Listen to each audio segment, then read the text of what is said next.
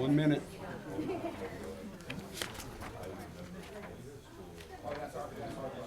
Hi.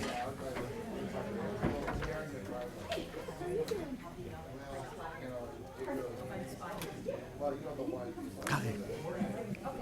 Good, good. How are you doing?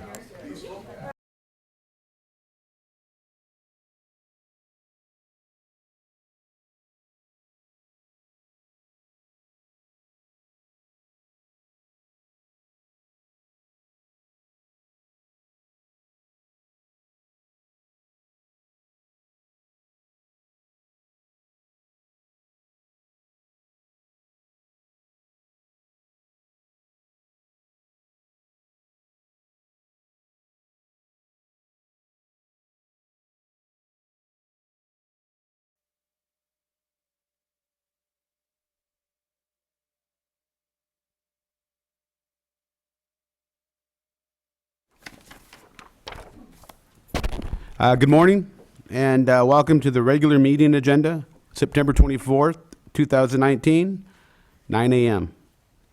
The Pledge of Allegiance will be held by Supervisor Jim Gillio. Ready? Salute. Pledge allegiance to the flag of the United States of America And to the republic for which it stands, one nation, under God, indivisible, with liberty and justice for all.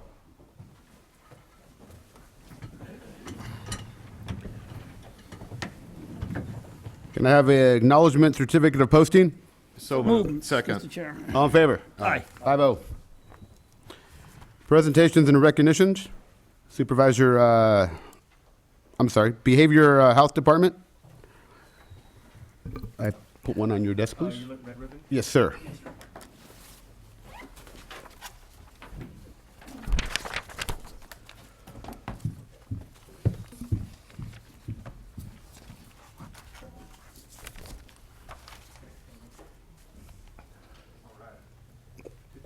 My honor to present a proclamation for Red Ribbon Month.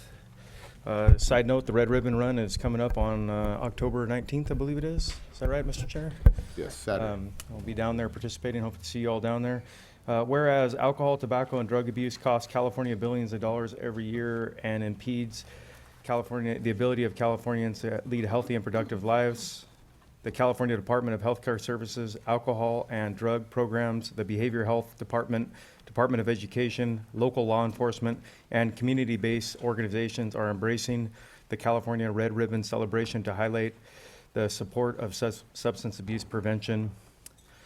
Now, therefore, the San Benito County Board of Supervisors does hereby proclaim the month of October 2019 as 30th Annual Red Ribbon Month in San Benito. This started in back in around 1985.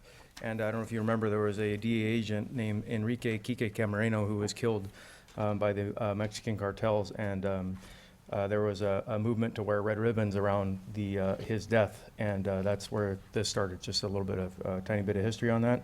And I'll present this here and allow Alan to say a few words if you'd like. Thank you very much. All right. Well, first of all, I want to thank the board for their support of this event because it's been going on for, as the supervisor told us, for 30 years now. So I really appreciate getting the county support. But I think the most important part for me in accepting this proclamation every year is to thank all the people involved in the planning process because it just takes so much work to do any of these events. And this year, our staff and some of our allied partners have expanded the events, and they will be doing the Red Ribbon Run, which will be over at the Vets Hall, and that'll be October the 19th. The starting place will be the Vets Hall at 8 a.m. And then we're also doing a fall festival this year, and I really need to thank the schools for their cooperation with that. And that'll take place at Mays Middle School, and that'll actually be November the 2nd. And again, I want to thank all the agencies involved, Hollister Recreation, Hollister PD, the businesses in town that donate things for raffle prizes, the people that'll be out at booths at the Fall Festival. I hope I'm not missing anybody, but there are just so many people involved in this process, and we just really appreciate getting that support. So thank you very much. Thank you. Thank you.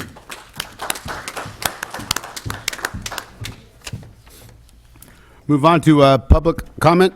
This is the opportunity to address the board on items of interest not appearing on the agenda. No action may be taken unless provided by Government Code Section 54954.2. Any public comment? First speaker is Jerry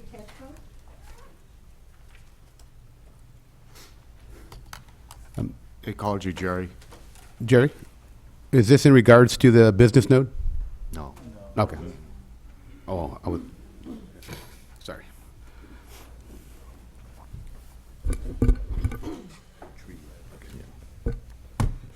Good morning. My name is Jerry Tatro. I'm on Salinas Grade Road, and this is directed at probably more toward Anthony Patello and Ray over here. They assured me here about 3 months ago that something would be done on our road up there. And as of now, nothing's been done on our road to any degree at the lower portion where we travel every day. Our road is highly used on Friday, Saturday, and Sunday especially, and I would like to see something done on it. I've asked you guys about 3 or 4 times to come in here and talk to it, and I'd like to see. Now, Ray, you mentioned that at one time I was on a list. I don't know which list that was, but I'd like to see something done. And we're very, very tired of winter coming up, and we have nothing done on that road. That is the south entrance to this area, to San Juan and Hollister. You got to think about that. And it's a mess. You got to do something about it. Please do something, will you please? The other thing is, I had a tree, and I gave you an invoice regarding the tree that was in the right-of-way.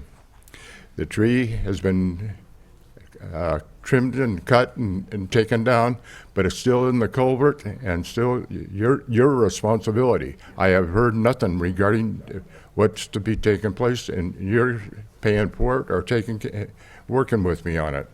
So I would appreciate you doing something. I'd like to hear back from you, Anthony. Thank you. Bye. Thank you, sir. Natasha Wiss.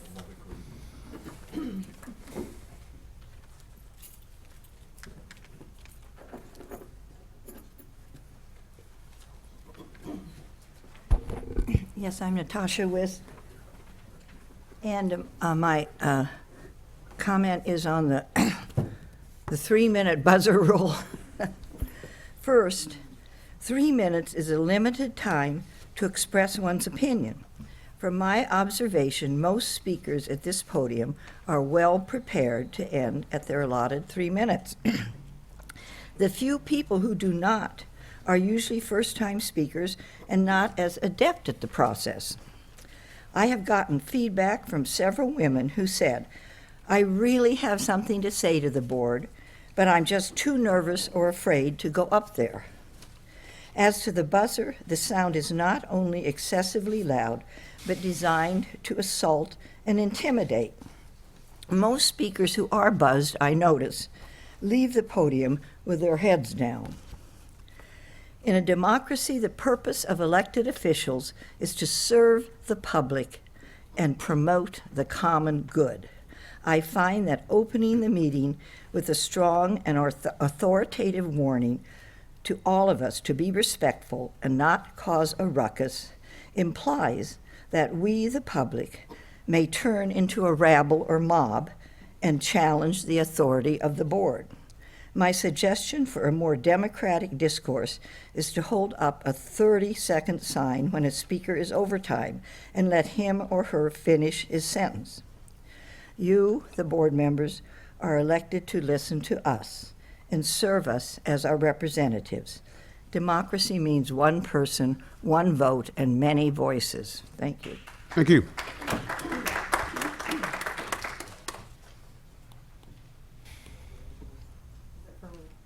To speak, I guess. Item 29. I have no other speaker first. Okay. This is for 29. Okay, yeah, I just wanted, It's for 29, the item 29. oh, item 20, sorry. Let's go with, see there's no more speaker cards, ma'am. Thank you.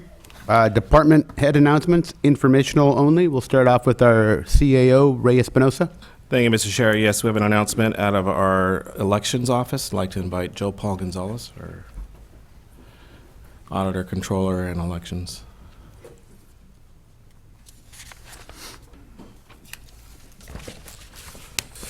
Good morning, Chair, Board of Supervisors.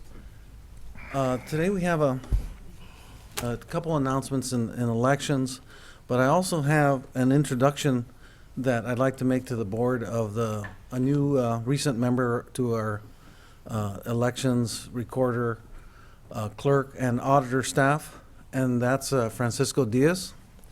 Francisco was with the county for 5 years and left for about 18 months.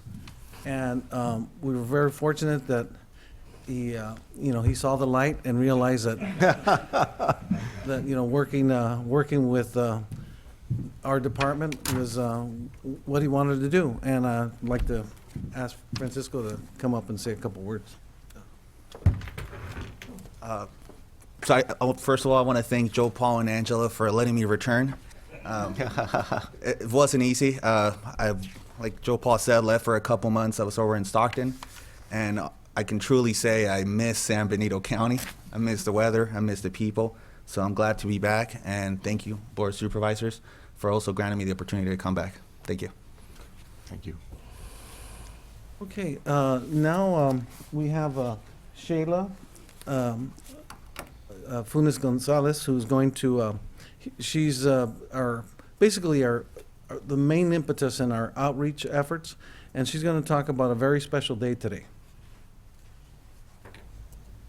Good morning. Also, today is National Voter Registration Day, and in order to continue in helping the community to register to vote, re-register, we are going to be out at the public library today from 1 p.m. to 7 p.m., and it will be in front of the library on the lawn area that's located to the right of it, and we're going to be helping there, like I said, the community re-register or register, or any questions that we may have, we are there to answer. And remember, the upcoming election is March 3rd, 2020. So here's Angela in regards to information. And so, Angela Curl, everyone on the board, of course, knows Angela. She's the assistant clerk, recorder, and registrar of voters. She's going to talk about why party matters. Thank you for letting us speak this morning. I have put in the back a handout, Why Party Matters in the 2020 primary election.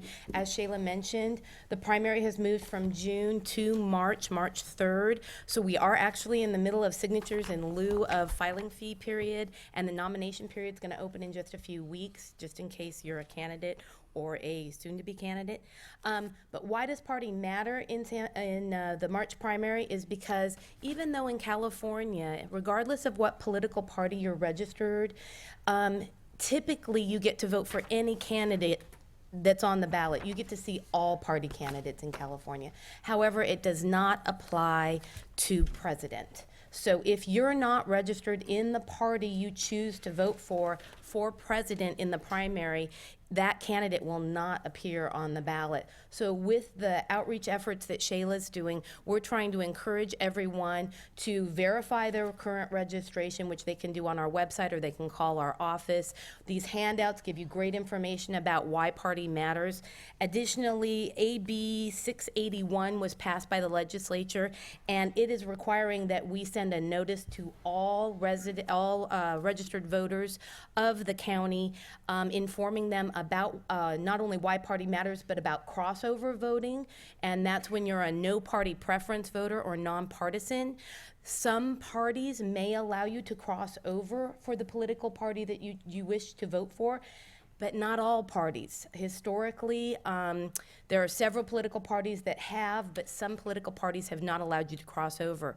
There also is same-day registration, so you could re-register in the party you want on election day.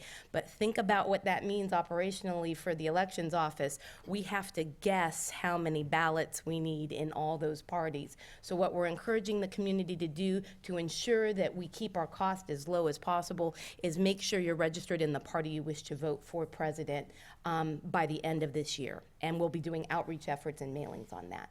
And always feel free to call our office. Thank you.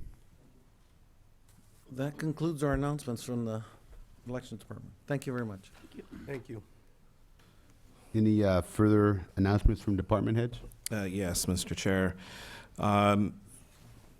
Supervisor Jaime de la Cruz, Supervisor Peter Hernandez, and I will be attending RCRC this week. Just want to let the board know we have a scheduled meeting to talk about SB1, Caltrans, Highway 25, and the roundabout, as well as the Highway 25 expansion. So we have a scheduled meeting with their representatives there to discuss those key items for our county. So we want to make sure we have advocacy and some pressure at the state, and we're requesting that with RCRC.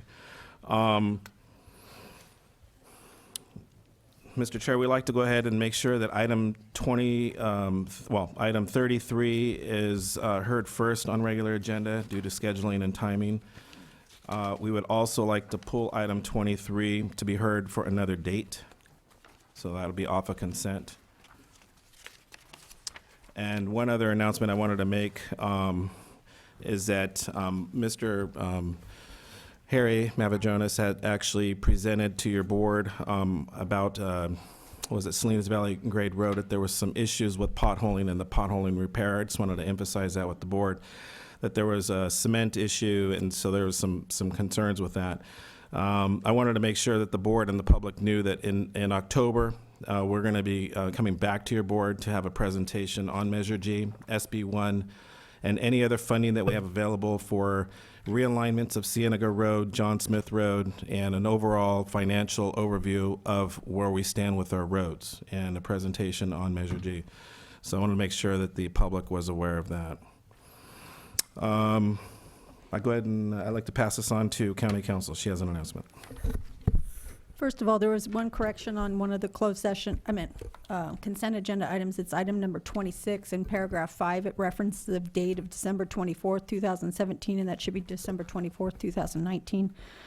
There was also a need for an urgency item, which would be potential litigation unknown to potential plaintiffs pursuant to 54956.9 D2 and E1. The board has to make a motion that it came to the attention of the agency after the posting of the agenda, and it cannot reasonably wait until the next agenda meeting, and that's based upon the representations of staff that we learned of the need to place it in closed session on Friday after the agenda had been posted.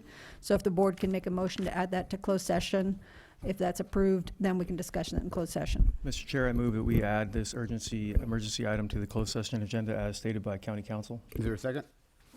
Second. All in favor? Aye. Aye, 5-0. Mr. Chair, can you give me the numbers that you want us to pull out, Ray? Oh, yeah, so it's item 23 will be pulled completely and heard at another date. Item 33 will be heard, we're requesting that to be heard first item on regular agenda. First, got it. Thank you. That's the confusion. Thank you. And that's all that, did you have anything else? Should we move it before the public hearing or after the public hearing? Because that would take another hour.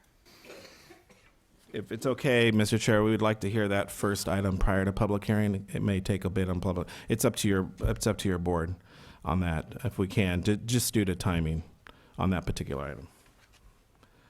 I have no problem with that. Yeah. No problem. Thank you, Mr. Chair. That's all the announcements we have. Would the board mind if we do department head announcements at the end, or Yeah. would you like to do them No, now? that's it. Is the end fine? Board The announcement? board announcements. Yes, I'm sorry, the board announcements? Yeah, no problem. No problem. Supervisor Patella, is Okay, I guess. Yeah. that right? Yep. Okay. We'll go on to the consent agenda. Was there, Any items from the, oh, we already did that. need to be pulled? I think 4 and 8 from Yeah, I have 8 as well. 4, 8, anyone else?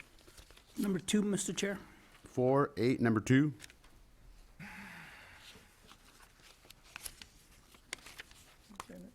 Okay, well, what's the wish of the board?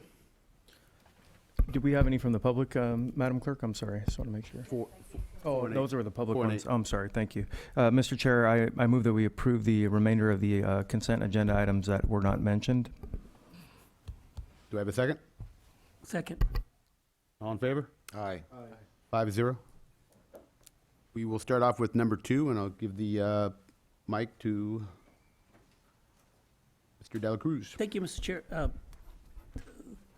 This is more for the board's information. This is a 5-year project. It's going to cost close to $500,000 once the entire process is implemented. And I have been having discussions with both Eggert and Stewart about what are the benefits and what are the cost savings to the county, knowing that it's going to cost $500,000. And so this is my last chance to ask those questions before the board makes a motion either to approve or not approve it. So again, what are the benefits to implementing and buying into this concept, and where are you going to show me the cost savings of $500,000 over 5 years? So we have initially found a direct impact, mainly to save time. Currently, we work on the budget with myself, and we pull some staff in from the administration department to work on this. We believe that initially with that we can see about a direct savings of probably $10,000 per year. Additionally, in the staff report, we've identified that currently we are paying about $11,000 per year for the OpenGov software, so that's about a savings of $21,000 per year. Each year, the software costs about $100,000. These are the initial savings that we've been able to identify. We're hoping that with the increased efficiency, the ability to integrate using this software, our budget, that we are going to save additional time for potential errors, having this as an online budget. We think we're going to be able to save some time additionally for the CSAs because we want to build a CSA portal through this software. And there's other benefits to actually having the software, the citizen engagement, the survey portal that is available through this, and becoming one of the first counties to actually have a fully integrated online budget system. We do think that we will be able to identify additional savings going forward, but at this time, this is where we're at with this product. Thank you. I feel that there are probably cheaper systems out there. I do understand and I do support open transparency and giving the public the opportunity to look at our budgets. I think that's important to our community, but at the same time, I don't feel that $500,000 over 5 years is it's something that we could afford today. I do believe there's other technology ideas that we can implement to allow the public full transparency and access to our budget. And for those reasons, I will not support this motion, Mr. Chair. Okay. I have one comment. Ray, when you arrived here as the county administrative officer, our technology, our software was pretty much in the Stone Ages. What has that done to the morale? What has that done to the efficiencies? And what has that done to the county by you implementing and changing a lot of this software and upgrading it? And of course, it comes with the cost to the county. Can you please elaborate? It just efficiency is really hard to quantify at times. I mean, I think many of us here in this office or in the chambers right now use these, and I think personally, each one of you probably can really relate to how efficient things are. It's at your fingertips, having data at the fingertips immediately, being able to be aware of safety issues and things that are actually occurring within our community in a timely manner. And so your board gave us direction in February at the special board retreat that we had to continue to move forward with technology. This is just another stepping stone to be more efficient in our county. When I first started, there was no network. We didn't have, some offices were not interconnected. We didn't have access to one single database that all departments were able to go to put in the data. It was very flat file based. And so today, we're able to do budgeting, we're able to do a lot more with the current ERP, but this is just another enhancement tool to be even more efficient with budgeting. And I think it's important that the public can access CSA data, budgeting data, and have it at their fingertips, and that this is just one stepping stone to get there. Thank you. Any other? Supervisor Gilio? Thank you, Mr. Chair. Just briefly, Stuart and I had a meeting with the Open Gov people, got a tour of the software.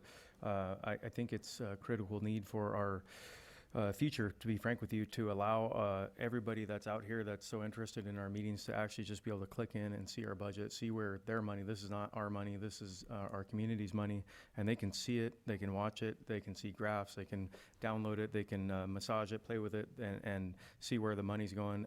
We spend a ton of time right now on CSA questions. We'll get a call from CSA, for example, saying, hey, you know what, I noticed there was $3,000 spent, and because it just, our current system just says $3,000. So they'll call Stuart. Stuart will have to log into 2 different systems to try to figure out what it was, get back to them. I truly believe this will actually save us money in the long run, and then we're already paying for software that we won't have to pay for because this is kind of replace some of that stuff. So I will support this today, and we can keep a close eye on it and watch it. And if it's not working out, then we can make other plans. But I support it for those reasons. Thank you. Thank you. Supervisor Patello? Thank you, Mr. Vice Chair. I have a tendency to support this as well today. We invested a lot into this ERP system, and we're pot committed, so to speak, building this network, and we started from really nothing, absolutely nothing, and we made significant progress. I understand from the staff that there's been some issues. I've heard them, but it's a matter of training and feeling comfortable with the tools that you have at your desk, and that takes a little bit of time. It also takes continuity of staff and and focus, and I think we have an obligation to provide the help and support training to have people more comfortable with this the ERP system, but it's real what you just said, integrated accounting system, that's key. We've had a lot of problems when I first started keeping track of what was financially going on at the planning department, for instance, and public works, and how the administration was able to keep track of things, and now we want to focus on public information. The CSAs is really a top priority for us to get that those folks who are paying more assessment, more fees, taxes, so to speak, so they know how their money is being spent. So we have to keep moving forward, and so I'm going to support this. Thank you. Any other speakers? My only comments, Chair, is that after sitting down with Stuart and the open.gov folks, they basically tried to emphasize that there's savings, and I think that's one thing we need to really consider. And I share the sentiment of Supervisor Dela Cruz. It's a concern when you're spending $500,000, but that's assuming a certain savings, right? Because we're going to be more efficient. And I want to, so I'm hoping to understand that efficiency down the road, because I know at the end of the day, there should be maximized time and there should be more productivity, and we should be able to measure that. So with all those considerations, if we can anchor this cost to those numbers, then I could support it, but I'd definitely like to see reports on what that means. I'll definitely be bringing back to the board information on time spent with our staff. Additionally, I want to continue to give reports to the board using this system so that you can see the efficiencies that we've created and the public outreach transparency portion of this. So we will definitely be bringing updates to the board as we're working on this project, and we continue to increase the access to information on there. I'll definitely be making sure to bring updates to the board. Awesome. Thank you, Stuart. What is the wish of the board? Actually, Mr. Chair, Oh, another one? Okay. I'd like to, I guess, wrap this up. I appreciate your comments, to the board, and I guess this is one of the unfortunate situations where Supervisor Patel and I have been here for a long time, and we've seen these type of applications come before the board, and there's some that says, just trust us, we know what we're talking about, and those kind of things scare me a lot. I just don't feel that, that we explore this enough. This was introduced to me about a month ago without really having an in-depth discussion into it. And I just don't feel like I feel like we're kind of rushing into this, and there might be some other application out there that's cheaper and less expensive. I just don't feel, I just have a gut feeling in my stomach that we're not going to generate those savings, Mr. Chair. Thank you. Any other comments? Any public comment? Any public comment? No speaker cards? Oh, Ms. West? Yes. Will you need, come up to the podium, please?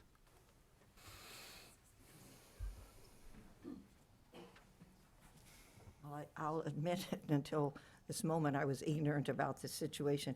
I definitely agree in upgrading the system, as Mr. Patello said. But I was wondering, how many bids did we get? I'm inclined to agree with Mr. De La Cruz that if it's being rushed through, how many bids were gotten? How many systems were looked over? What kind of a guarantee do we have? Maybe you have all that information, but I was wondering how many people bid on this, and what was the reason for picking this particular company? Thank you, ma'am. We'll leave that to Stuart. Stuart. Thank you, ma'am. Thank you. This is a system that we're already working with. I have actually tried to work with our New World system. That's our actual finance system, and they don't have an option for me. We've made an attempt to look at some alternative options. We have Workiva, but I'm running into a lot of issues trying to integrate with Workiva. So this is kind of a sole source because we've already been working with the product, and we are on the product right now. And we do see the benefits to continuing with that product that we're already currently have a contract with and using. But if it's the wish of the board to go back and look at other products, I definitely can bring other option if that's the wish of the board. Bring it back to the board. What? Yes, sir. I was just going to say, if that were the case, that one of the other items to keep in mind is that it takes a long time to do the budget. Last night, or I forgot what day it was, I was talking to Stuart. We're in September. I go, okay, we're going to have to start ramping up for budget for next year already, and we have to integrate this software and get it prepped and utilize this software for the new budget year. So part of the reason why there is timeliness with this, as well as there's a lot of work in the back end to integrate this for the new year. If I can share a little bit, Chair, I mean, one of the things that I have concerns with, and I do share that sentiment, Supervisor De La Cruz, but with technology, it's not as easy as let's just pick up another company, because it all depends on the integration ability. And to a certain extent, even if it's lower cost, but the integration isn't the same or better, then it's a waste of money at that point, even if it is cheaper, because there's other manual things you have to do to try to supplement what the whole goal of this, the whole, the software itself is supposed to do. So if this is seamless as far as integration, then I know the pains that happen when you have to, you have to sidestep the whole thing, and you're at that point, yeah, it almost eliminates the opportunity for efficiency and maximizing productivity. Those are my comments, Mr. Chairman. Completely agree. I have one more quick question for Stuart. Stuart, can you correct me if I'm wrong, but I believe with OpenGov, since I've been here, we've been working with it with the CSA side of it, because you showed me some reports, and we just don't have it expanded out into our entire budget system. And is that accurate? Yeah, that's correct. And this is the only product that I've seen that actually creates an online budget. So that's also a thing that I think will be the future, is actually having a solely online budget that is, you can manipulate and you can change graphs and you can, go into. Yeah. Thank you. And one other point with this company is that they are, I don't want to say they're local because they're not in Hollister, but they are in, I believe it's Redwood City or very close by in the Bay Area. So it makes it convenient for them to come down, and if there's any troubleshooting, they're close by and we don't have to pay to fly people out from Texas or from another area. And I've run into that with software integration in the past. Thank you, Mr. Chair. Thank you. Bring it back to the board. What's the wish of the board? Make a motion to deny. Is there a second? Is there a second? See none. The Motion to approve. Second. all in favor? Aye. Aye. Still No. behind me. 4. Peter? Aye. 4-1. Now we'll go on to number 4. This is to approve a new contract with the City of Hollister to provide animal control services, extending the term of the contract through July 31st. Before we get going on this, I'd like to thank everyone that participated in the talks. It was educational, and we learned a lot about each other. And the way I look at it now is we have something in front of us, which I'm very pleased. So I'll let Dulce take care of this. Thank you, Board. I'm just going to quickly summarize what the contract includes, and then if you have any questions that I could answer or go into. This contract is for the term of 1 year with the renewing month to month after. It's 55% of the City of Hollister's animal control expenditures annually, and there's an additional 2% administrative cost. So with that 2% administrative costs, we hope to obtain data where we can see how much service the county is actually using. But yes, it's been rough since I've been on board. I've been working on this contract for 18 months, and I'm glad we finally have something before you. And then in addition, another item I do want to point out, the City of Hollister had passed a resolution that they need to have a contract no later than October 1st of 2019. So we've staffed, and I want to really appreciate both supervisors who have been on the ad hoc to get this moving forward. And Thank you. Any public comment? We have one.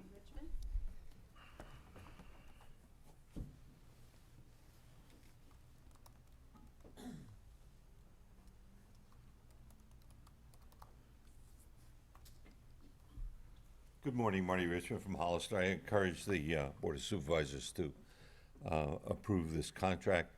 I was not a member of the negotiating team. I was not on the ad hoc committee. So, I don't have any personal dice in the game. However, this is a group of unsung heroes on both sides, at the city and at the county, who take care of animal control. It's a difficult job, especially in our case because we have rural area and we have urban area. There have been some bumps in the road, I know that, between us, mostly concerning support after dark, because the problem in that case is some of the public who really take offense if you're out there doing something they don't like. And so people worry about their personal safety, and so we have some rules. I hope we can get over those bumps and get it all solved. But I think this is an area where the Hollister Police Department, the Sheriff's Department, and all the other departments that are involved have worked together very, very well for the good of the community. I urge the public to be responsible pet owners. If you're leaving the area and you're not taking your pet with you, don't just turn them loose and let them run around, please. Get a hold of animal control and bring your pet in, or bring it to the vet, whatever is appropriate, or to one of the adoption agencies. Most of the animal control issues, many of the animal control issues are pets, and we also have some wild animal issues. So we've worked together well. And sometimes the public doesn't see what goes on, but it's an enormous effort on part of both the county and the city together, and I encourage you to keep it going. Thank you very much for your time. Thank you, sir. Thank you. Any other public comment? Seeing none, we'll bring it back to the board. Any comment from the board members? We'll start off with Supervisor Bertello. Yeah, I want to thank the ad hoc committee as well, on both sides. I think it's been a real task communicating this very short contract.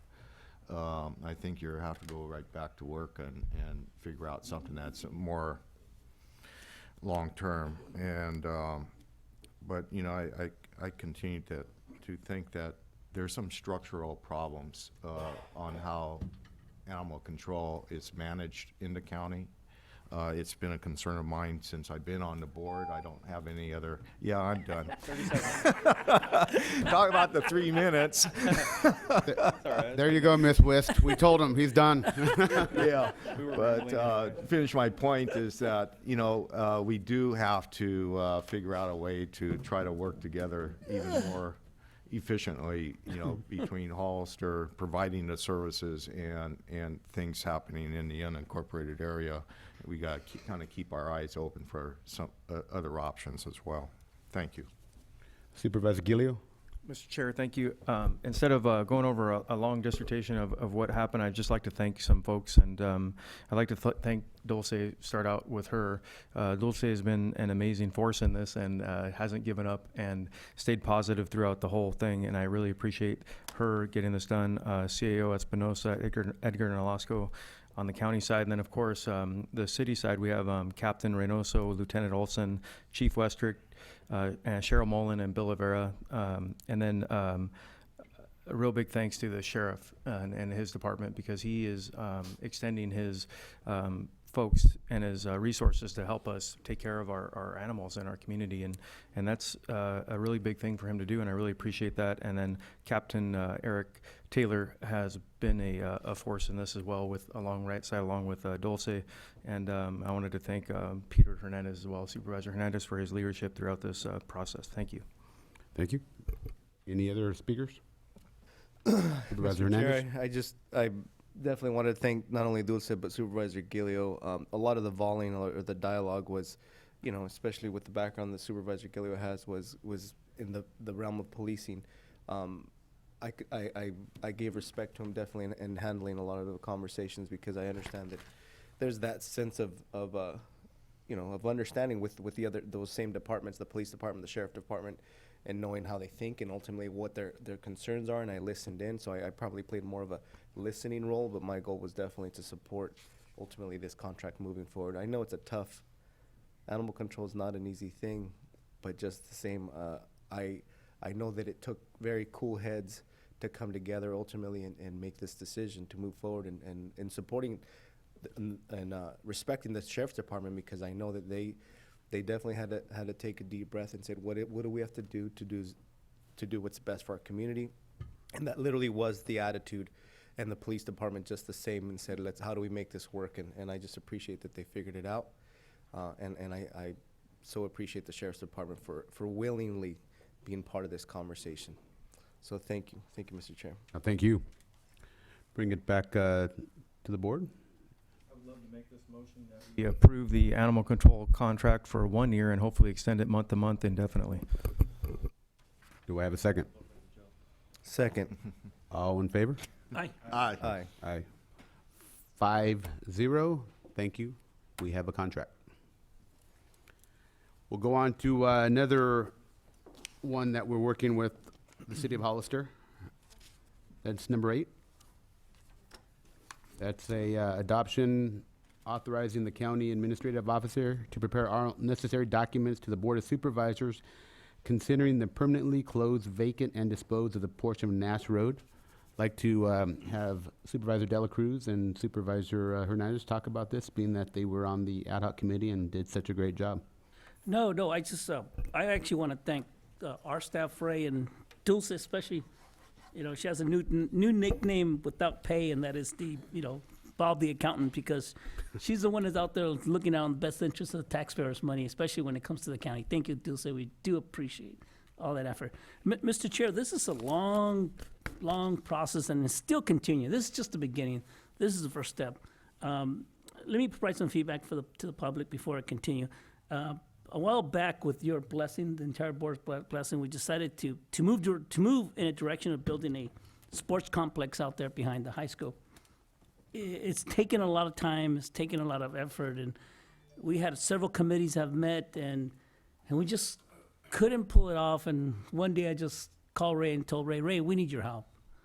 And ever since, when Ray has put a staff to it, it seems like just they put magic to it, and it's moving forward. And again, I don't even know how many times I want to say thank you to Dulce, Ray, and Edgar, and everyone else who helped out. That now we're getting closer and closer and closer.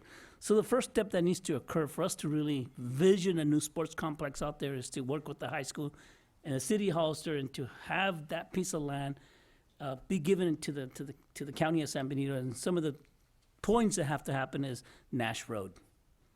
Nash Road has to be closed. That's the first step. And so today is the first step on going in that direction. It's an opportunity for us to build a partnership with the city Hollister and the high school to build the sports complex for our kids, for our future generation, for our future grandkids. Well, today I have 5, and one day they'll probably be playing out there. And so this is pride. This is joy and pride for me. And the first thing that we're asking for is that we use some of the money that the actually high school. In fact, Supervisor Botello, you were part of that committee, and so were you, correct? Yes, you were. Thank you. Part of that agreement in which we built a River Parkway around the high school, in consideration of some upgrades, the high school was going to give money to the county. And this is where Dulce plays a role, and she's always watching out for the county's money, and that's so nice to have someone like Dulce at the table, making sure that, hey, where's the county's money? Where's the county's money? And so at the last meeting, we all agree that we're going to build a parking space. That's the first thing to do, is to build a parking space in which both the high school and soon to be built sports complex can use it. But right now, the reality is that the high school will be using that parking space. But in the near future, once we do have the sports complex up and running, we'll be using it too. So we're asking that we enter an agreement for the high school to construct the parking lot and share it with County of San Benito along River Park Passway by using those dollars not to exceed $300,000. And I'll let Ray and Supervisor Hernandez provide input before we ask for a motion, Mr. Chair. Ray? Supervisor Hernandez? So I'll keep my comments shorter, but it has been from conception, from vision to ultimately now where we're at. And granted, as Supervisor Delcruz has mentioned, it's still there's still a lot of work to be done, but it's amazing to think that once the vision was captured by all involved, that it's moving forward, and it seems like everybody that's at the table is really, really excited. And I haven't seen this much dialogue, well, me being the short-term 8-month supervisor, but still, I mean, it was amazing being part of the room where there's a lot of focus on getting this done. And without sharing all the details of the moving parts, closing down Nash Road is one element of it. There's still acquisition of property for us on the high school side. The parking lots seem to be always the last thing that's considered and the greatest thing that's needed once you see the capacity and the fulfilling of a build out of a sports complex or anything like that would draw a big amount of people, a large amount of people. But one other thing that I definitely wanted to capture, I think it's really important, is that the value of this is for our community, definitely, and the benefits that it provides to our kids.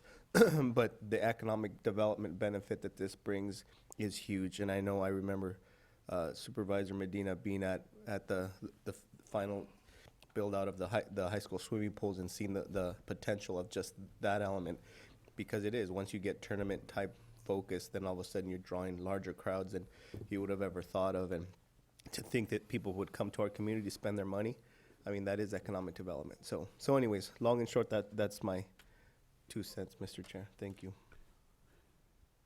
I'll just add one thing, Mr. Chair. We're still, again, this is a process. This is the first step. But there's also some concerns about weed abatement in that area that we're working on. as well as currently we have a study for San Benito and Riverside Parkway occurring right now. So it's an actual traffic study to look at mitigating the current bottlenecks and people going out in the, for safety purposes. So as soon as we get that report back in the beginning of October, we'll probably be coming back to your board with some mitigation on that, as well as a lit crosswalk for that parking lot into the actual future facility that we're looking at. So with that, again, it's a process, and those are the next steps that you'll be seeing soon. Thank you, Mr. Chair. Any public comment? Yes, Marty Richmond.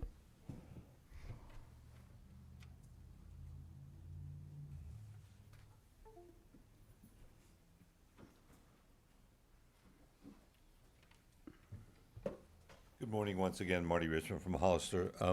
First, let me say I share your goals. The goal of putting a sports complex out there, the goal of making it safer for people, the students across the street and everything. My one concern is the traffic issue. We receive, as public servants, we receive many emails and phone calls from people who don't like something or like something. And sometimes, to be very honest with you, they just make a short complaint and they hang up, and they probably haven't done a lot of homework. But I received a very long and detailed email from someone with actual figures that they took by counting cars and so on and so forth. And the closing of Nash Road is going to bring some hardship concerning movement. So I am glad to hear that we're going to do mitigation measures. That was my primary reason for putting my name on this, on the comment list, was to make sure that we do a traffic study and a mitigation measure, and don't just kind of pass it off because we voted to close the road. And it'll be very important to the people who live there. Right now it's a problem. Road problems don't stay the same; they move around. But right this moment, it's a problem, and we can't fix it this moment because it takes a study and it takes mitigation measures. But I want to reinforce how important they are, that we do them and we do them properly, and take whatever actions those do it. Now, there's always going to be a problem when there's a school. There's always going to be a problem during those 3 or 4 times a day when people are being dropped off, picked up, lunchtime, or special programs are being run. As you know, we have the same thing when we have a dance at the high school. We either have to close the road or do something. So I encourage you to take that mitigation study very seriously, and to, even though it'll probably require some investment, to make that investment to improve the traffic flow so the people who live there don't see it as a burden to them. Thank you for your time, and again, I share your goals. I think we're on the right track. Thank you. Thank you. Thank you. Any oth-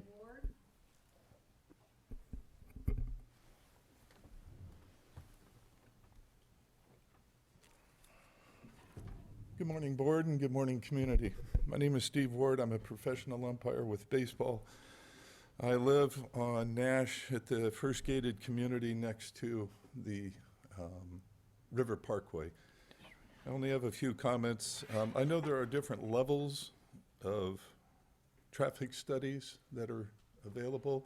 CEQA, however, is very specific. When you shut down a road, they require trip ends be measured, and I'm asking that the board consider trip ends on both the River Parkway, Monterey West, and Powell Streets, because these are the primary neighborhoods impacted. And once you receive those data back, that you consider mitigations at that point, and not until then, because you don't know what mitigations you're going to need until you do a proper traffic study. Number 2, you made an agreement that you all signed that said this isn't going to happen until fall of 2021. So I'm going to ask you to slow this down a peg, keep your word, keep your written agreement. Don't rush this. There's a lot of us that are impacted. And number three, before I became a professional baseball umpire, I was in EMS. I responded, according to Santa Clara County, to a little over 32,000 911 medical calls. It's a lot of boo-boos and a lot of owies, and I'm a little nervous, forgive my voice. But I can say that I'm concerned, but I would say I'm actually deeply concerned because of the EMS component of this closure is not being addressed properly. In the event of emergency, God forbid, something terrible happens, you've eliminated a lot of our resources, access in and out that we need to properly care for people down. And that's not in your proposal. And I hope that at some point gets looked at. It's one of those, you can't unring the bell, and God forbid we have that bell to ring, but at least give us a chance to help those if we need it. I thank you. Thank you, sir. Thank you. Any additional speaker cards? Bring it back to the board. Mr. Supervisor Botello and then Supervisor Dela Cruz. Okay, yeah, I think Mr. Ward brought out a couple of facts that I was mentioned. Being part of the 2016 agreement, I'm concerned about the timing of this. If we're in compliance of that agreement in full, you know, I'm looking at section 4.3.7. I don't know if we've done pretty much I think we should have the assessment of the traffic study before we do the road closure. We could still build the parking lot and continue to work with the park, but to kind of move forward with the road closure without having the mitigations and a plan to address them, I'm somewhat concerned with this. The board's not taking any action, just to make sure it's clear that for the public and everybody that we're not taking any action today to close the road. It's going to require a public hearing and we'll come back at a future date. This is just directing staff to work on that issue and dealing with the parking lot. So the road closure is going to be considered at a future meeting. Barbara. Okay, I think we have to be very, very clear for the, you know, benefit of the public that we should have the traffic study and proposed mitigations done before we close that road permanently. I think we have established good partnership with the City of Hollister and the high school district, and a pathway to, you know, for mutual benefit of the regional park development. And, you know, I thank the supervisors for working on that as actively as they are. They're on, it's a good project, but let's make sure we do this right for the entire neighborhood. And I'll let Supervisor Dela Cruz kind of go over some of the things that you have, the questions you had. Thank you, Mr. Chair. Really do appreciate it. You're correct, Supervisor Botello and members of the public. Nash Road is not going to close anytime soon. This is a process, and the first step of the process is building a relationship and working together with the City of Hollister and the high school. And we're trying to do the easy things, trying to hit the low-level trees, fruits first, and the parking space is the first one. The other one is we're going to do a study session that reflects all the traffic around there and what would have happened if we closed Nash Road, which roads will be impacted. But it seems from the early get-go, the road that most likely will be impacted will be San Benito Street from Nash Road to Union Road and that T section of River Parkway. Yes, we're going to do all the studies. We're going to mitigate all those conditions first before even Nash Road is closed. Because even if the county pushes to close Nash Road, the City of Hollister will still need to come up to the table and close their side. And the City of Hollister specifically said that we're not going to close Nash Road until we make sure there are mitigating conditions to the community and to that T section specifically. Okay, so this is not Yes, closing Nash Road. Nash Road. But we do need your blessing today so we can continue the ball rolling. And then at the next meeting, we're going to ask, once the study's done, is to allocate funding to address those traffic issues. Thank you, Mr. Chair. Mr. Chair, if I may. Yes, sir.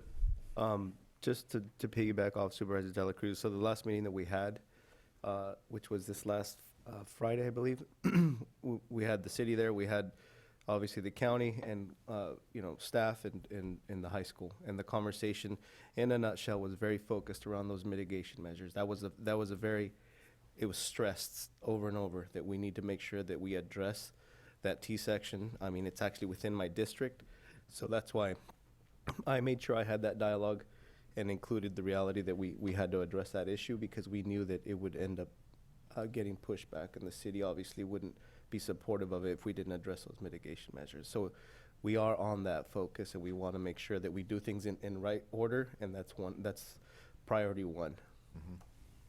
Okay.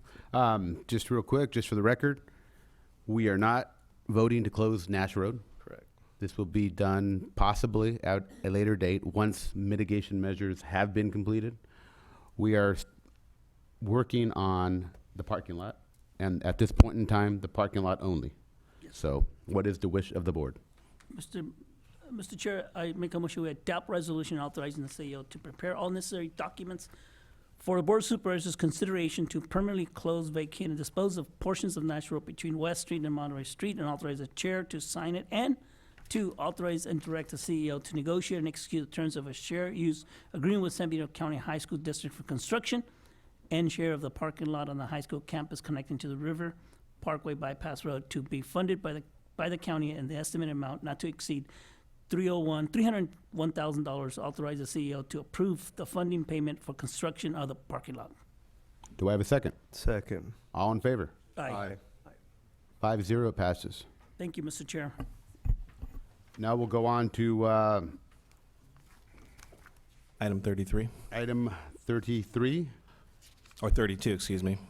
32 or 33? 32, my apologies. There's a typo in the system. Landfill, right? It's the landfill item. Number 33, yeah. Discussion and approval of the Second Amendment to Landfill Operating Agreement with Waste Solutions Group of San Benito, LLC.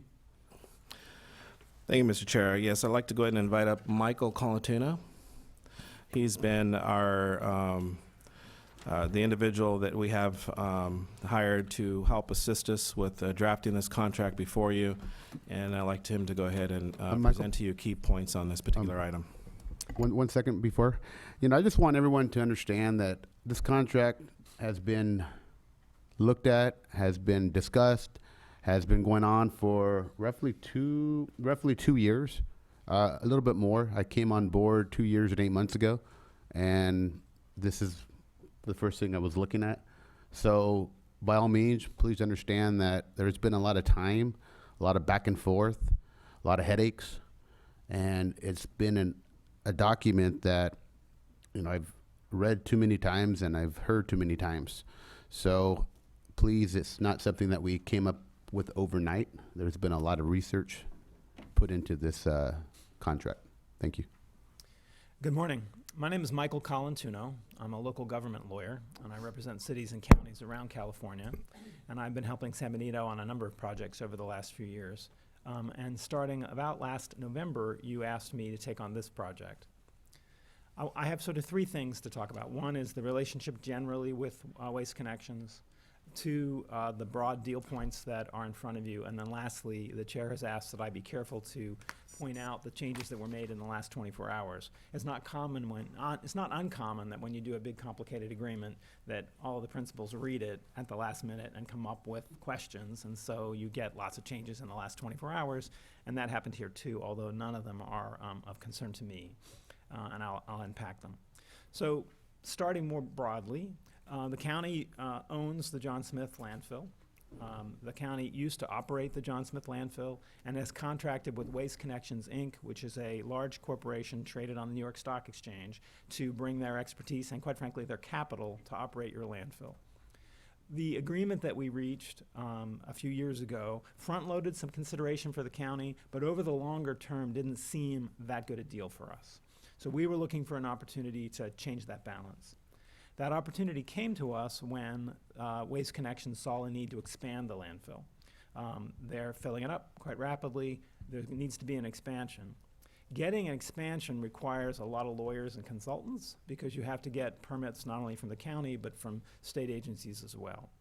And they came to us and said, we need your cooperation in order to achieve that expansion permit. And we said, have we got a deal for you? We'll certainly help you with that expansion to continue meeting the needs of our community, but there's some changes we want to see in our relationship as well. So that's how we came to this agreement today. So with that, let me tick off the major deal points in this agreement. First, in the existing contract is a promise that Waste Connections will always maintain 15 years capacity in the landfill for the waste that San Benito County generates. So for our community, we've got a 15-year running ramp. The reason for that is it could take that long to get a new landfill in place. They're not terribly happy about that 15-year promise because it means there's capacity they can't sell at profitable rates to folks outside our county. And our answer to that has been, too bad. We're hanging on to that promise, and we did. Secondly, they're going to do the work to get the permitting for the new landfill, and we're going to cooperate. Thirdly, they've made a new promise to engage in our community and spend some money doing it about recycling issues and issues at the landfill. They are going to continue to cooperate with us in our compliance with the state laws, which require all local governments to reduce the amount of waste that goes to landfill by recycling and the like. There is an existing provision in the agreement that gives them a cost of living adjustment on the compensation that they receive for operating the landfill. And while we're maintaining that promise, they're temporarily suspending it during the period that we're going to be working together on the permits. So that's an economic concession to the county that's quite valuable. What is the possible income that we would receive, or I should say the expense we will not receive? This is payment to them that will not go up for the period of how long they're chasing the permits or July 1st, 2023. And Arcola been averaging what per year? That's not a number I have at my fingertips. 90 It's approximately $200,000 a year, approximately. a year, so Yeah. we're looking at 600,000 roughly. That's a 6, 7. meaningful number. Excuse me, and then there's a compounding on that in Yes, the sir. future as well. Yes, sir. To that point, Mr. Chair, when you see it in the new contract, the COLA there's a minimum guarantee of 2% and a maximum of 6%. So in booming economic times, we just saw a 4.5% COLA to Recology based on fuel indexes and those things. So it could be more significant than what we've seen in the past. So it could be $200,000, $300,000, $400,000 per year. Yes. One of the county's concerns is that, as folks may know, landfills produce methane gas. So do cows, but landfills produce them. And methane gas is a valuable economic commodity if you can capture it and put it to use. And one of our concerns is that they have not done that. And so we have a promise that says they're going to figure out whether it works. And if they conclude that they can't put in an economic project, we can do our own study. And if our study shows it's economic, they either have to do it or get out of our way. So there's a glide path to get a landfill gas recovery project, another economic opportunity for our community. Many pages of this agreement, starting at page 10, and extending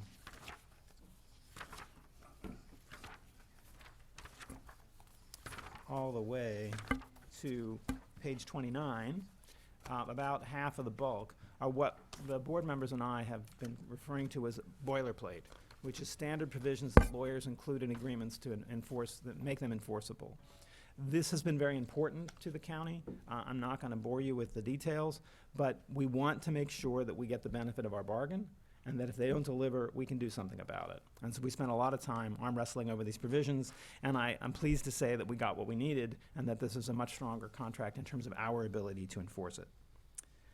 Page 29 is the next major economic promise, is that if they get the expansion and are in the business of using our land to make money for other people's trash, there's what's called a landfill depletion fee.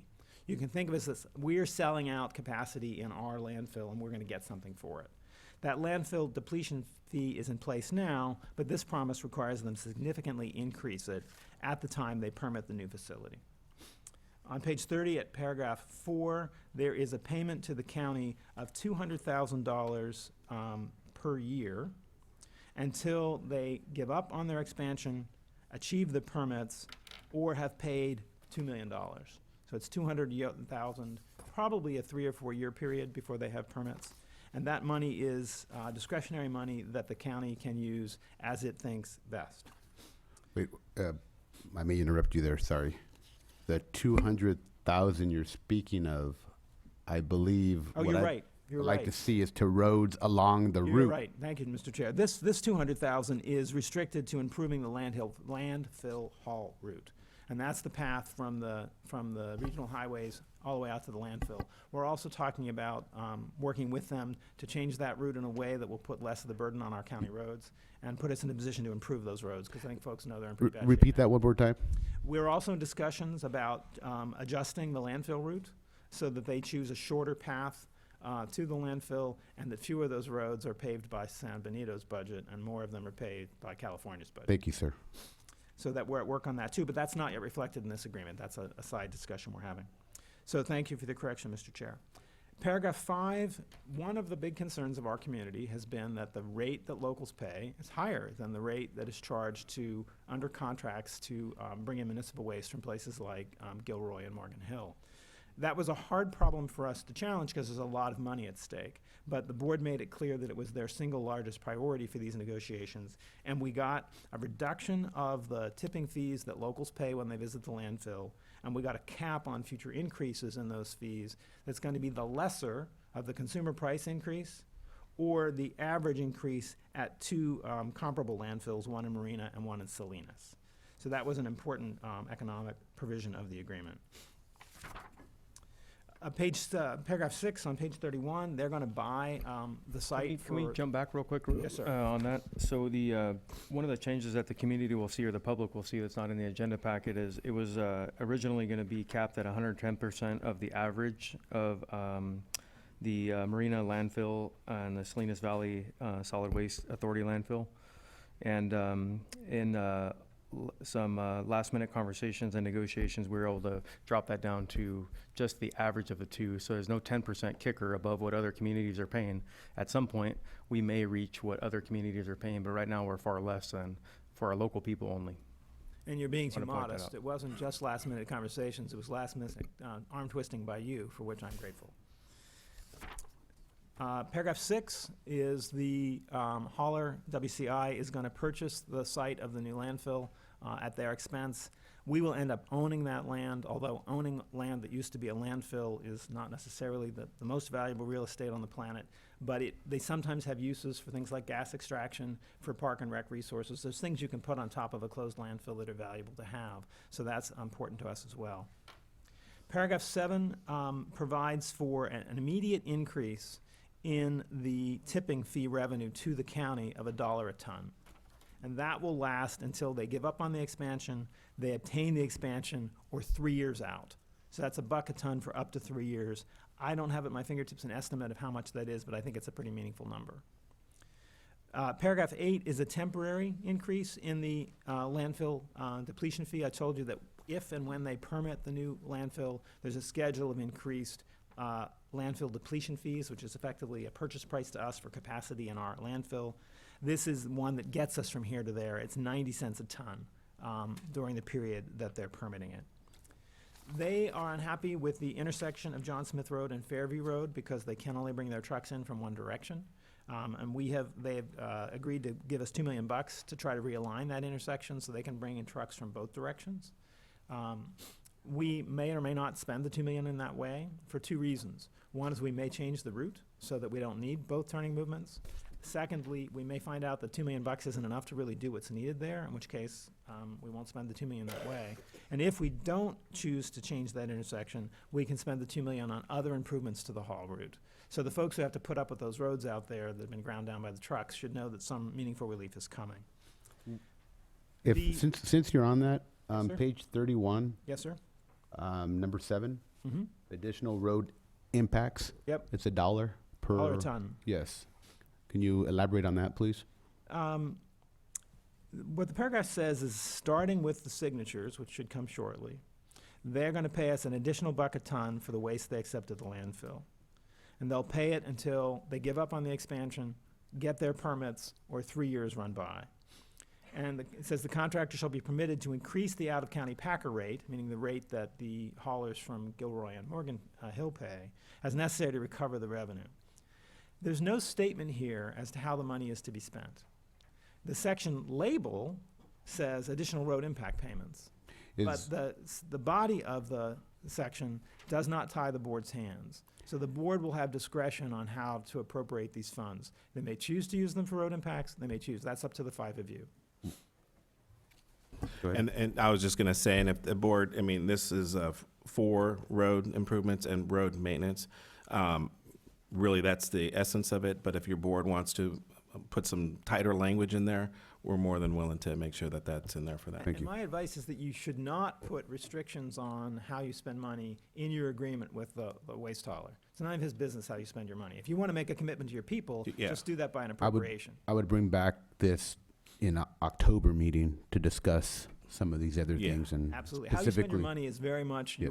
your business and. I just want to go on record letting yeah. people understand that there are monies that are allocated strictly to the roads. Sure. Okay. Thank you. Paragraph 10, when they do the expansion, one of the key issues will be the environmental review. The county is responsible to do that environmental review. They're responsible to pay for it. They're quite nervous about it because what CEQA does, as you probably know from experience, is it studies potential impacts, figures out how to mitigate them, and then requires the project proponent to do that mitigation, and that mitigation can be very, very expensive. And the hauler was quite concerned, not the hauler, Waste Connections. I keep thinking of them as just a trash hauler, but they're doing a lot more than that here. Waste Connections is worried about what that's going to look like. So we've reached an agreement that's fairly common, where they're going to hire a consultant to write the environmental impact report. And they're going to pay us to hire a consultant to look over their shoulder. And at the end of the day, it's up to the board to determine whether the environmental document is right. What the ERR is very likely to do is change the economics of the expansion. And that means we're very likely to be sitting down with Waste Connections again in about 6 months to do the third amendment to this contract. And personally, I don't think that's a bad thing.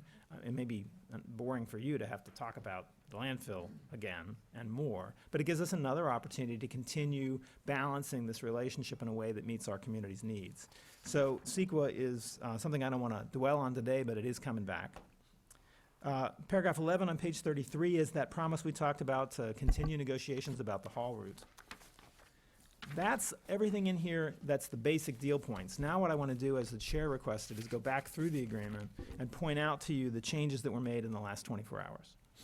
First, there's an additional recital, a whereas clause on page 1 that I drafted that is intended to protect the county's board's discretion to spend the money under the agreement by avoiding a claim that somehow the money we receive from the landfill is a tax on the landfill or needs voter approval in some way. This is a common franchise term, and we're just providing legal language to protect it. We have added a definition of environmental laws that just got dropped out in the drafting. That's a standard definition. That's on page 2. There are some typos that are fixed on page 3. They were inconsistent in our drafting as between the label second amendment effective date and amendment effective date, so we fixed that on page 4. And you'll see that those dates, labels change throughout the agreement. There are those kinds of sort of unimportant drafting clarifications on page 5 and 6.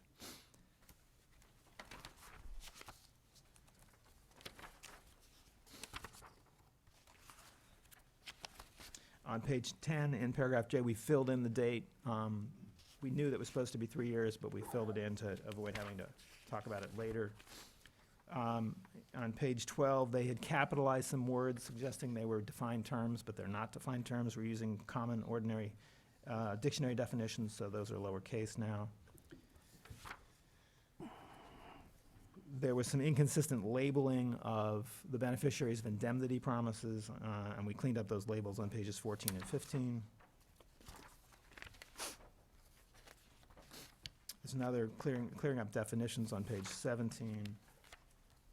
We filled in the addresses for notice to the county at pages 19, something we almost always do at the end. Minor cleanup of the notice of breach language. The change on page 22 is intended to make it clear that the rules for how we enforce their broken promises are exactly the same as how they would enforce our broken promises, and that's typical. We don't intend to break any promises, of course.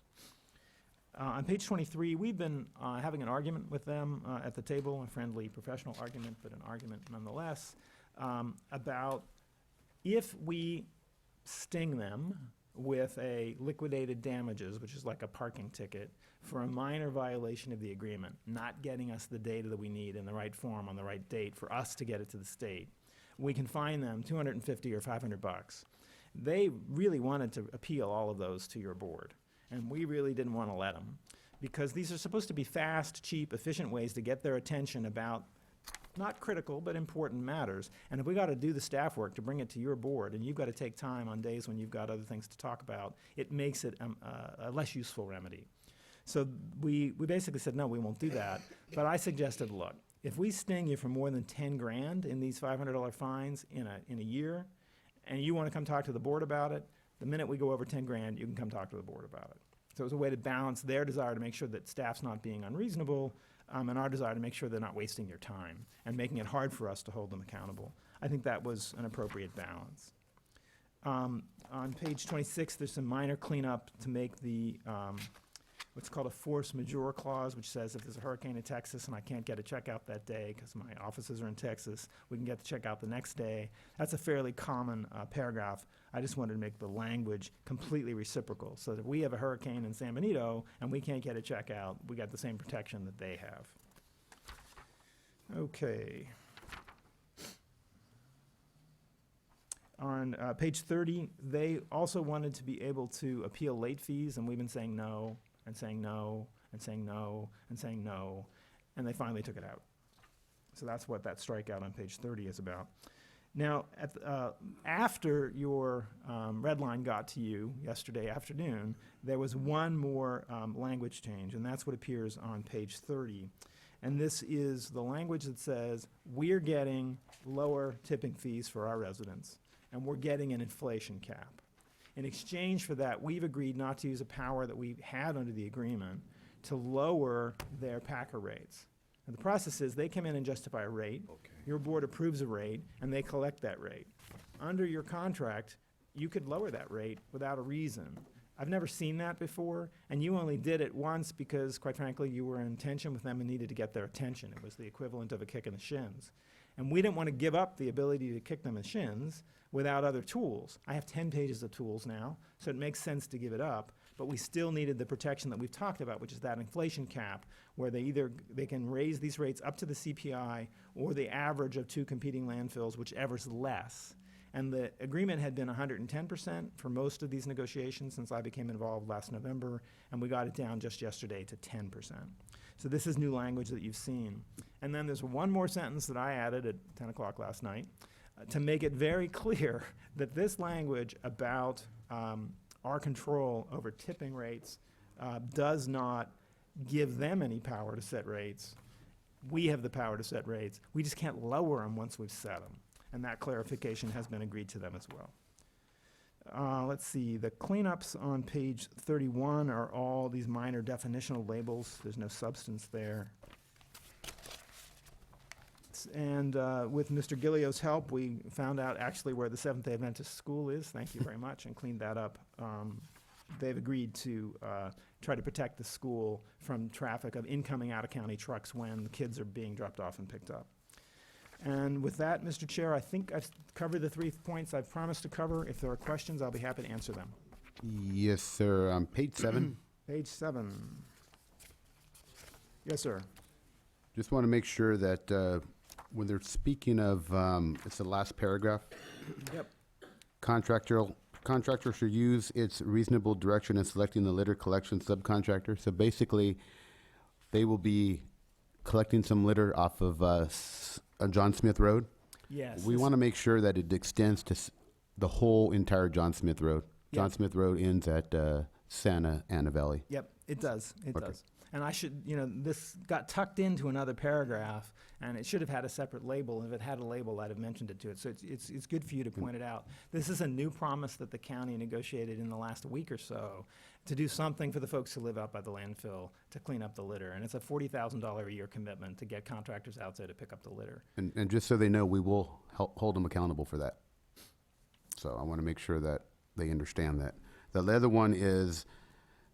Chair, I had a question. Oh, can I finish? Oh, Or- go ahead. Or is it about this? Yeah, it was, go ahead. well, it was on the previous side, basically the waste. Go ahead, quick then.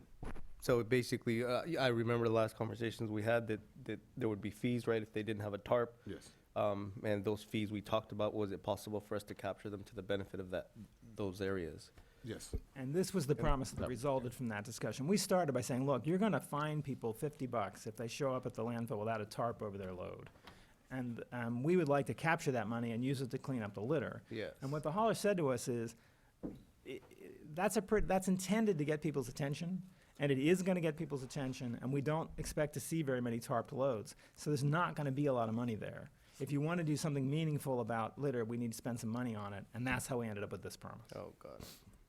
And then the other one was page 8, Yes, sir? 4.12, Yep.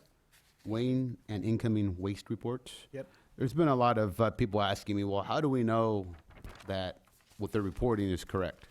So this here in the paragraph pretty much states that they are looking at, where we do receive the data that substantiates what they actually brought in. They have to use industry-certified equipment and pay for it. We look over their shoulder, and the state looks over our shoulder. Cheating on volumes going into landfills is a fairly big deal. Yes. And so there's lots of people checking. That's it for me. Supervisor Bertello? Yeah, I just want to thank Michael Colatino for his really thorough work on developing this contract. I think we've been working on it for more than 2 years, to be honest with you. It was, I was chairman last year. I was hoping to have this contract ready to go at this time last year. But, you know, this is very complex. It's long-term. It has to be done right. And I think our consultants and our lawyer, outside counsel, the committee, I want to thank Supervisor Gilio. He really pushed the ball over the goal line in the last week or so on some very fine details. And, you know, I really want to thank him for his attention to this. I also want to really thank Waste Connections. You know, it was a long, strenuous negotiations, many meetings, and pretty stressful at times. But we're here. I think this is great. This is a great agreement for the county going forward, far superior to what we had in the past. It's a benefit, you know, a number of roads and public services. So I'm very happy to have been part of it. Thank you. Supervisor Dela Cruz, any questions? No, just No. Supervisor Hernandez? I just wanted to thank Supervisor Gilliam and Mr. Colantuno and Ray for the process. I know it was very thorough. So we'll finish off the comment up here with Supervisor Gilio. I wanted to thank everybody for their efforts and their times on this. The administrative office, county counsel, Michael Calentino is a very professional, skilled attorney who definitely made Waste Connections uncomfortable and pushed hard. But I want to also thank Waste Connections for negotiating in good faith and earnesty. We're in a current deal that I would say the whole board, without insulting anybody from the past, agrees that we're not in the best situation we're in now, and I think this contract remedies a lot of the issues that we had in our old contract. And moving forward, it's not a perfect agreement, but it is an agreement that I believe I can support today and live with. And I really want to thank Supervisor Patello. He brought a lot of history and knowledge to this process. He's been here how many years? 16? It's getting Going on close. 16, yeah. So to have that knowledge right next to us while we're negotiating and to be able to recall stuff that happened, 5 years ago that I would had no idea that, well, why are we going down this road? It was a critical piece, and I think we all came together as a team to make the best deal that we could possibly make for the county for the future. Thank you, guys. Any public comment? Yes, Marty Richmond?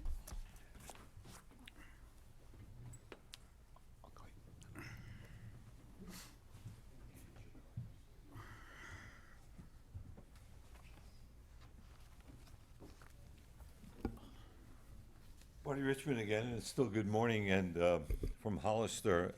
So I'm 2 for 2 this morning. I think I'm 2 for 2. I have total of 4 yellow cards in. I want to be 4 for 4 before I leave, okay? I'm hardly a newcomer to this issue, as most of you know. When I used to write columns in my spare time, I wrote many times about the issues concerning the landfill contract, the old landfill contract one, and how unhappy I was with that contract and thought we had missed the boat. I think you caught the boat on this one. I don't think you missed the boat. I'm glad to see a contract which I think recognizes the value of that landfill, and the value has gone up. As the price of transportation has gone up, the value of our landfill and its location has gone up. You've taken in consideration road repair, and I am really glad to see about the pickup of anything that had blown off the trucks when they go by. And in spite of all my complaints about the contract, I never had any complaints about the actual operation of the landfill. I am very impressed when I go up there. And I typically go up there on a hazardous waste Saturday when you get to drop off your hazardous waste run by Recology. But you get to see the facility, and so you go through and you look, and I look with a jaundiced eye to say, how does it look? Does it look professional? Is it clean? Is it well kept? Is it organized? And I've always found it so. And every time I drive away, I go, boy, it's worth a lot more than we're getting for it. But now I'm glad to see that you've taken great strides in recognizing the value today and in the future, and the way you've structured this contract. I've read it carefully. I didn't have the last 24-hour changes. I'm glad your representative, your lawyer, has gone over them. And by the way, he's not allowed to be in on any negotiations with the city. We're barring him right away. Okay, immediately. Next Okay, up, animal control. I want that understood before I go any further. Marty, okay? I know I'm not allowed So- to interrupt public so, comment, but you asked for his card, and you can't have his card. Yes. You know? Thank you so much thank you. And I intend to finish before the buzzer because it drives me crazy too. So thank you for your time, and we're going to put him on retainer as soon as possible. Thank you. Thank you. Ms. Wist? And ma'am, I did institute. Thank you. Well, just to clear up some of my ignorance about this project, how much trash are we processing from other counties, if any, to fill this extra land? How much trash are we taking from other counties now for our landfill in San Benito County? And secondly, I was surprised to hear, although it's not unusual, that the board has approved this corporation to pay, not only pay for the environmental impact report, which is important, they'd be charged for it, but to also choose the company that's going to do it. It seems to me this is like the fox guarding the hen house. We're paying the fox to guard the hen house. So I would suggest that we get a neutral organization, and there are plenty of them out there, to do the environmental impact report. And the last comment is that methane gas is about 80% worse than ordinary CO2 as far as causing global warming. It's highly toxic, and it increases the heat very rapidly of the atmosphere. So I'm wondering what can be done to mitigate this, because this is very important. And I'm very concerned about small counties like ours becoming a dumping ground for other more bigger counties with bigger populations that want to get rid of their trash. We're already drowning in trash. So the contract, obviously you've gone over it very carefully, but those are two questions, the environmental impact report and the methane gas. And Thank you. I can't answer to the methane gas. I will let someone else take care of that because I'm not up on that. Number two was the environmental impact report. There are two simultaneous reports that will be done. They are doing one, and then we do have a third party that is nothing to do with anyone else. So we do have that. There was two different parties. Is that correct there, Ray? That is correct. So if the Fox is not guarding the hen house in this case, we're letting them run their own. We'll see the results. We have contracted an independent third party doing it for us, and they're paying for that also. So we'll see the two reports, and then we'll make a decision based upon that. The first one, my numbers may be off a little bit, so correct me if I'm wrong. About 20% of our landfill is in county. Yeah, if I recall, and we might be able to get, 800 tons a day Yeah, so currently. 20 is out. currently, Yeah, so yeah. 20% Yeah. is county and 80% is out of county. In county. So our land is being used to make money for the corporation. Yes, ma'am. Dumping other people's trash. I don't. Okay, we got to, okay. Any other comments?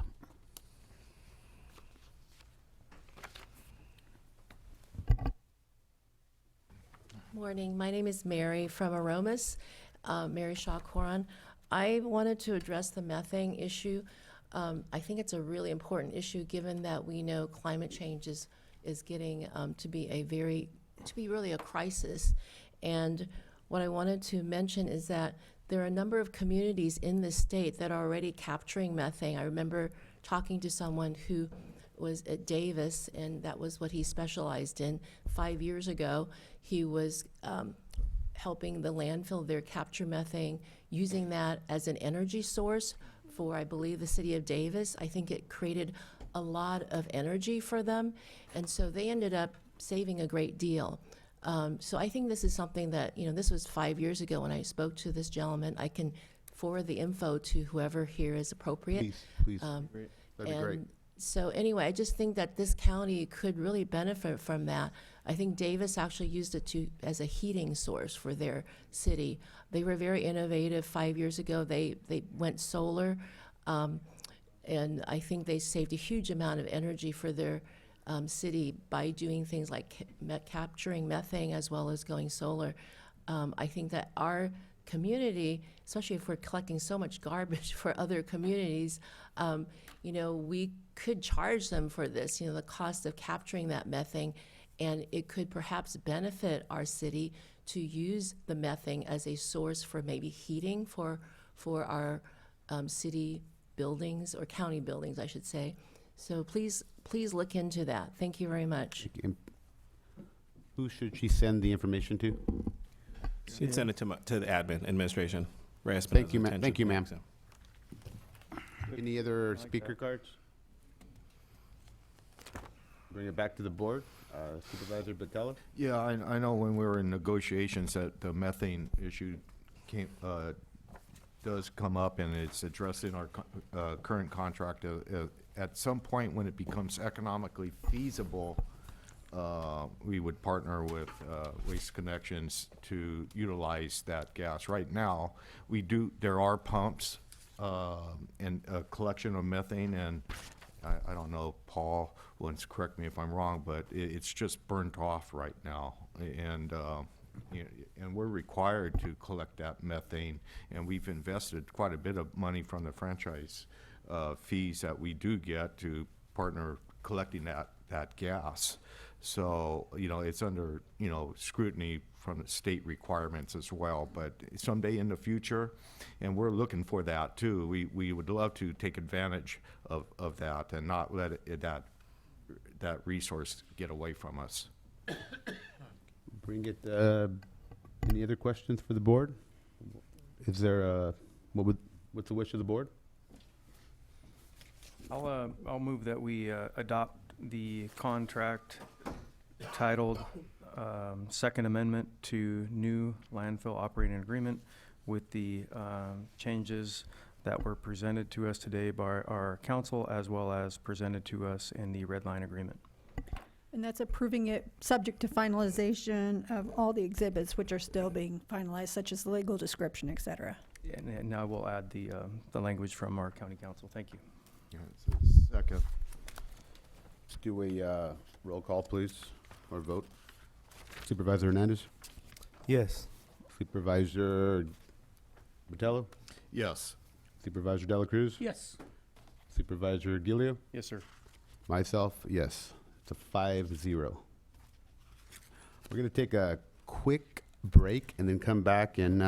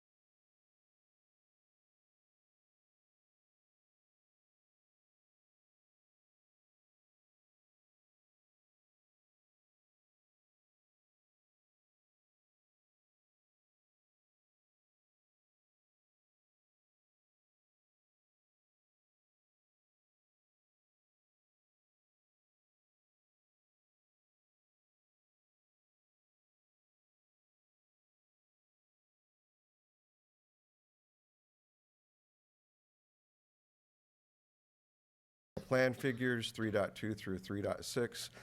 For the record, we want to make sure that we incorporate by reference some transcripts that have been prepared for the July 2015 Planning Commission and Board of Supervisors meetings, during which time the general plan update,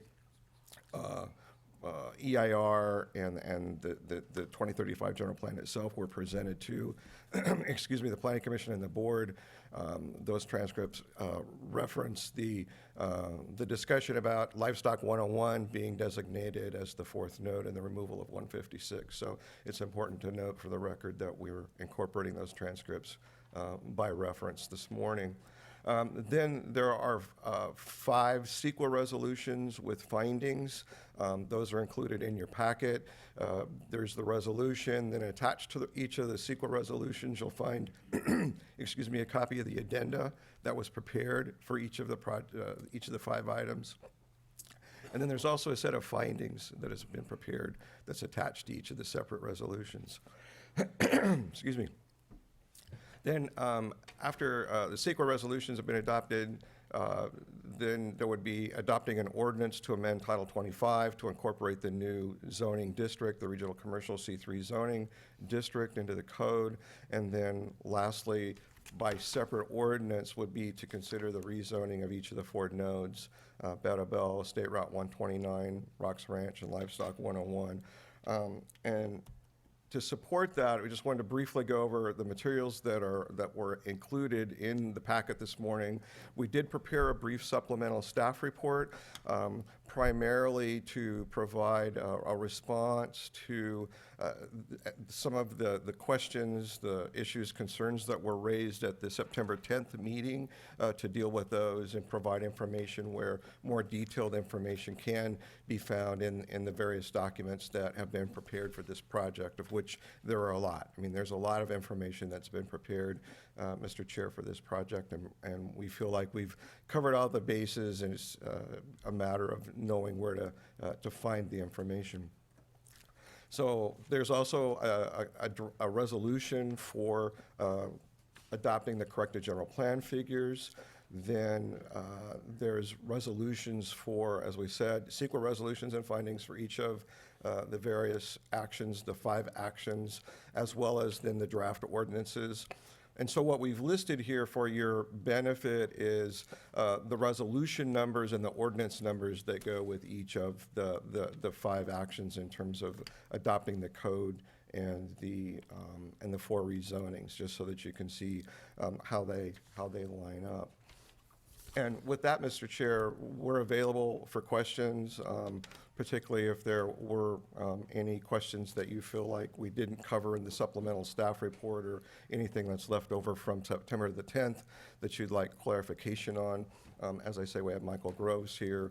We have the slides we presented last time, and we actually have a few slides prepared that respond to some of the issues from September the 10th. Okay. With that, Mr. Chair, thank you. Would you like to start off with public comment? Public comment? Yes. Marty Richmond? This is my last one. I thought it was 3 strikes and you're out.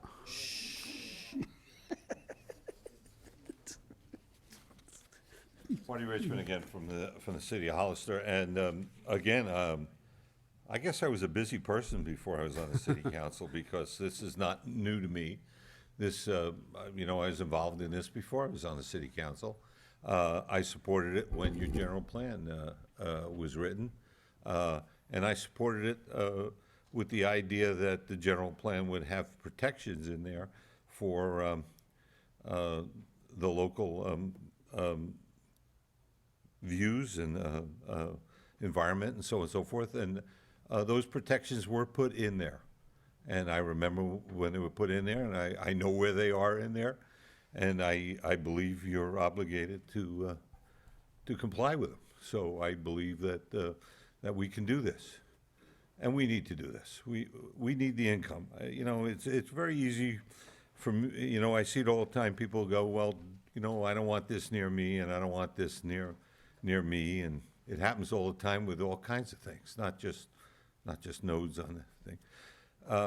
But then they also want all the benefits.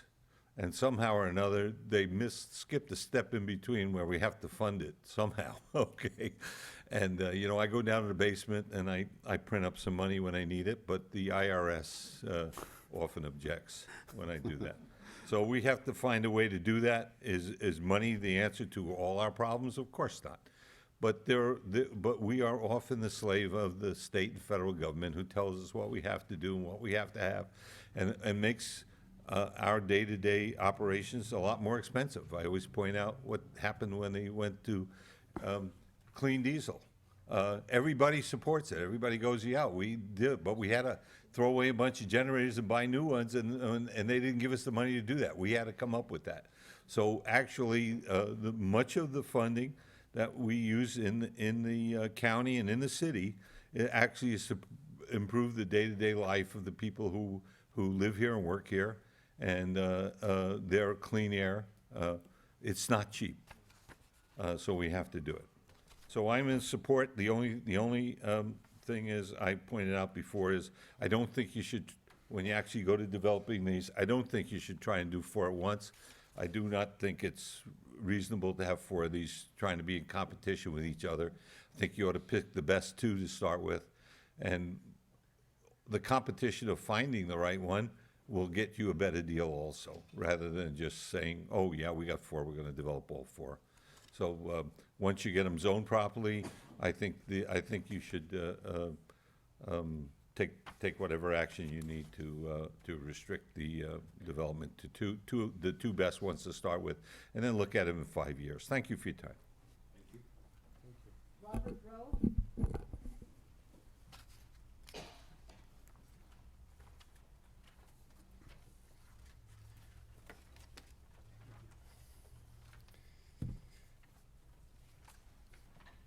Hi, Robert Robe. I live at 340 Dante Robles. What a blessing it is to live in this county. While I understand and appreciate the need for the county to continue to strike a balances between economic sustainability, rural character, and the quality of life for its residents and tourists, and I understand the need to implement the county's 2035 general plan, land use goals, and policies, I appreciate all the time, money, and effort that has gone into this process. I'm still feeling a little bit rushed. While this may seem like a no-brainer for economic development, this one decision is going to stay with us for a lifetime, and I suggest that you remember that the county has 12 other potential regional commercial nodes to consider for rezoning economic development. I have a few questions. Regarding the transcripts, 101 Livestock Property, on July 1st, 2015, Attorney Dan DeFries, representing 101 Livestock as a planning commissioner, recommended that 101 and 156 be removed as a possible regional commercial node, and instead asked that the 101 Livestock Property that he represents be considered for an alternative C3 node. My question to staff, specifically legal counsel, could this recommendation be by the planning commissioner, who is also attorney of a landowner, 101 Livestock, be considered a conflict of interest? I don't know the answer to that, but I did see another video where Supervisor Patello did excuse himself from voting on a potential road project that was adjacent to his personal property, so that it would not be misconstrued that he was trying to sway anyone into developing a new road into his county's coffer, a new road next to his property. I bring this up for 2 reasons. One, because to me, seems like a red flag, and I would not want the county to be sued if a decision were to go forward and it would be found that this node never should have been happened in the first place.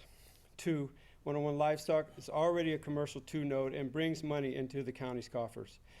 If there is no concern or any wrongdoing, no conflict of interest, then move forward with your resolutions. However, if there's any concerns about potential lawsuit, I would suggest that you delay approving Resolution 2019-199 until further studies have been made. Furthermore, I'm glad development standards have been set, for example, proof of sustainable water sources for any new project.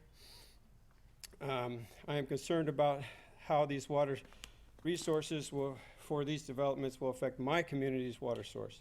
While the EIR suggests the county has plenty of water to build out, there is no guarantee that removing millions of gallons of water from our aquifers for these future developments won't dry up our wells.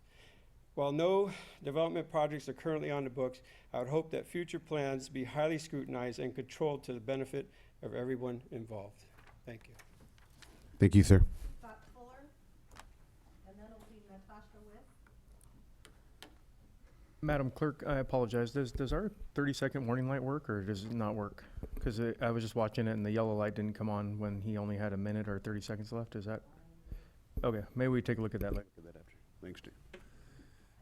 Chairman Medina and Board Member Scott Fuller. I'm here as a member of the Executive Committee of the San Benito County Business Council, representing the Business Council. Business Council consists of over 50 members, local organizations, and businesses, both large and small, and includes some of the largest employers in San Benito County. Today, I'd like to read into the record a letter from the President of the Business Council, Bob Tiffany, who couldn't be here today. Dear Chair Medina, on behalf of the San Benito County Business Council, I'm writing to encourage your continued support of implementing the 2035 General Plan and the land use diagram designation of commercial, residential, regional zoning, therefore establishing highway commercial node boundaries for Highway 101.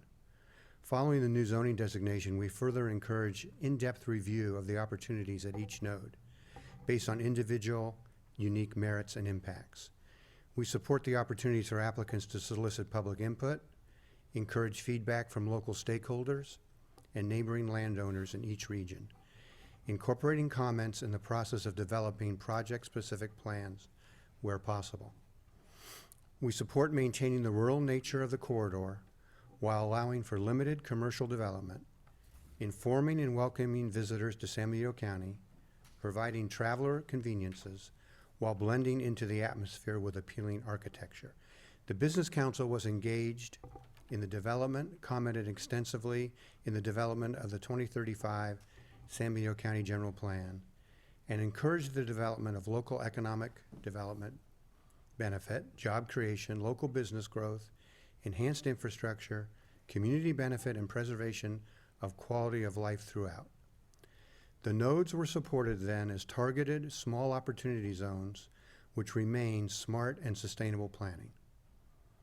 To our knowledge, San Benito County holds the only expanse of the Highway 101 corridor absent of direct access to commercial activity, generation of sales tax, and transient occupancy tax. There are an estimated 250,000 car trips passing through the corridor every weekend. The combined revenue of limited commercial activity in this region could add an estimated $5 to $6 million to the county general fund to be put to work for public safety, economic and workforce development, social services, infrastructure, roads, open space, agricultural preservation, and more. Thank you again for your commitment to thoroughly evaluate and consider this request. Sincere regards, Bob Tiffany, President. Thank you. Thank you.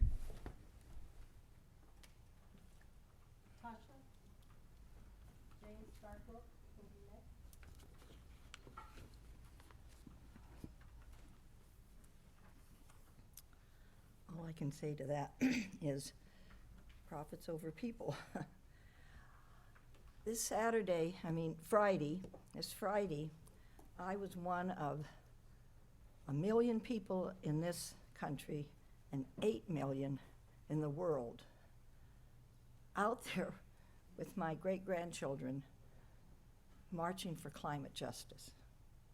I don't know how many of you have listened to Greta Thunberg on the news and on the TV. She is a 16-year-old girl of higher consciousness and spiritual development than I will ever be. And I, as a grandmother and great-grandmother, am committing whatever years I have left of my life to the children and great-grandchildren and great-great-grandchildren so they can breathe air that fills their lungs with oxygen, not with toxic fossil fuel fumes, so they can have water to drink. All children have water to drink that is not filled with toxics from fossil fuel extraction and fracking and the deletion of our aquifers. and that they can have land that they can grow food on, because that's going to be our next global crisis, food insecurity, even in this country. So that's why I'm up here, to tell you that we here in this country, we're on the top deck of this boat. Billions are going to go before we, but we're all on the same boat, and the boat is sinking and the water is rising. And I quote Martin Luther King, "We can work together as brothers and sisters or perish together on the ship of fools." Thank you.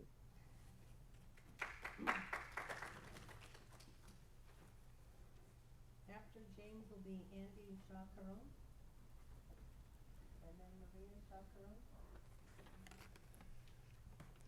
Hi, I live essentially on 156 over in the Monterey County line. Spend a lot of my time living on 156. I'm honored to be here for this historic vote. I got a sense from the last meeting that everybody on the board expressed pretty much what seemed like that they were voting for this, and I didn't quite understand. A couple weeks have gone by, so maybe some people have changed their mind, and that'd be nice, but it seemed like the board has made up its collective mind, and so the next step is that I'd like to invite everybody here to circulate the petition for the referendum. You don't have to be take one side or the other to support the idea that the people might want to vote on this, that it's important enough that it'd be good to see what the people think. And in that spirit, everyone here in the room's invited to get involved in the referendum and initiative processes, and to circulate petitions to make sure that we can vote that way. So I encourage everyone to think about that and to possibly get involved right away to make sure we get those petitions in so that the people have the chance to vote. It's one of the features of our California system that we have these initiative, referendum, recall processes, and that they're something that regular people can take advantage of. The referendum process does not just have to be millionaires that can pay people to get these signatures, but everybody here can do that. And as soon as the decision's reached, we can start on that. And I'd like us to really consider not getting into the roadside attraction business. I lived through the 50s, and it's not Bo Diddley and Elvis Presley. Thank you, sir.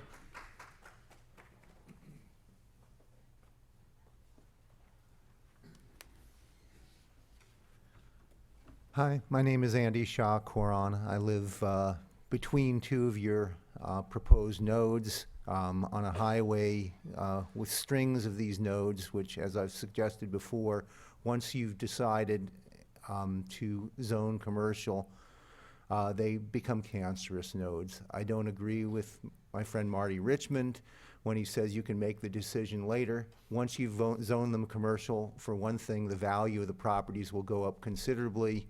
Chances are many of the properties will change hands, and the people who buy those properties will know what they're in for and will be trying their best to make sure that those properties return the investment that they made.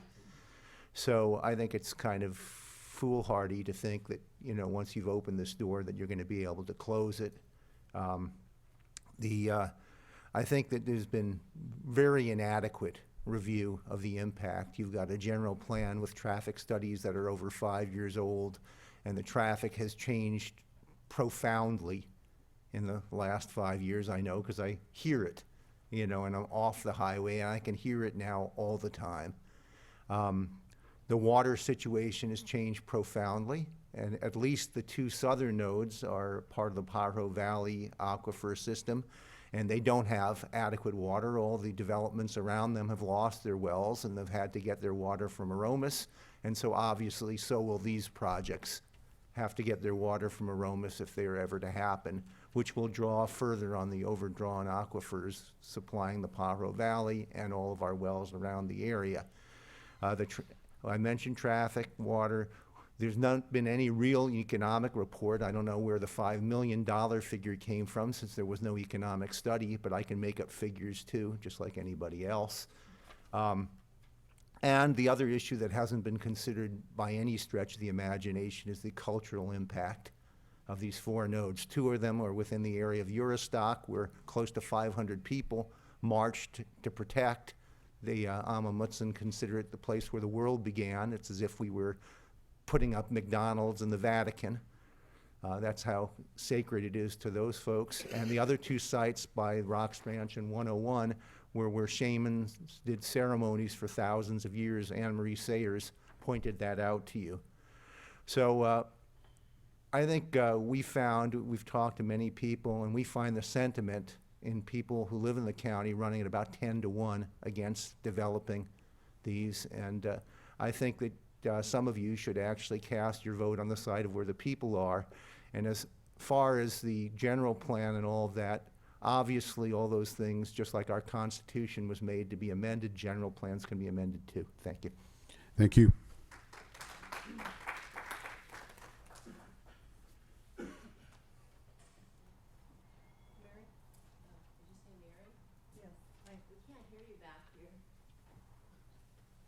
Richard Wisk will be next. Sorry. My name's Mary Shaw Coron from Aromas, and I have a friend, Cara Vonk, who sent you a written statement, and she asked me to kind of reiterate some of her points. As Cara has said, KSBW's 11 p.m. TV newscast a couple of nights ago reported on the West Coast's most underrated cities. Astoria, Oregon was ranked #1, and San Juan Bautista was ranked #2. She says, I believe you are making a terrible mistake not capitalizing on our most valuable asset, the promotion of a still rural agricultural ranch, historic wine and recreational county within striking business distance of major metropolitan areas. Why are we underrated? Because we have not promoted our unique assets. 3 state parks, 1 national park, historic districts listed on the National Register of Historic Places, recreational opportunities galore, and more. The public is hungry for an authentic cultural experience. This should be our economic engine, our hook, especially now when the focus is on preserving the environment. Please don't spoil this rare opportunity forever by making our highway frontage a calling card for just another commercial blip on the horizon. I also wanted to mention that we should remember that, by creating a lot of shopping areas along 101, we could be doing what Gilroy did to their downtown. You might have heard that Gilroy's downtown suffered greatly, the local businesses, when all those strip malls were put in, outlet centers, and the same thing could happen to San Juan Bautista. Cara Vonk is from San Juan, and I think she would be very interested in protecting the businesses of San Juan, which are all locally owned predominantly. We don't have chains, and so having probably all these things, all these nodes with chain stores would take away a lot of businesses from San Juan Bautista. Thank you for your time. Thank you.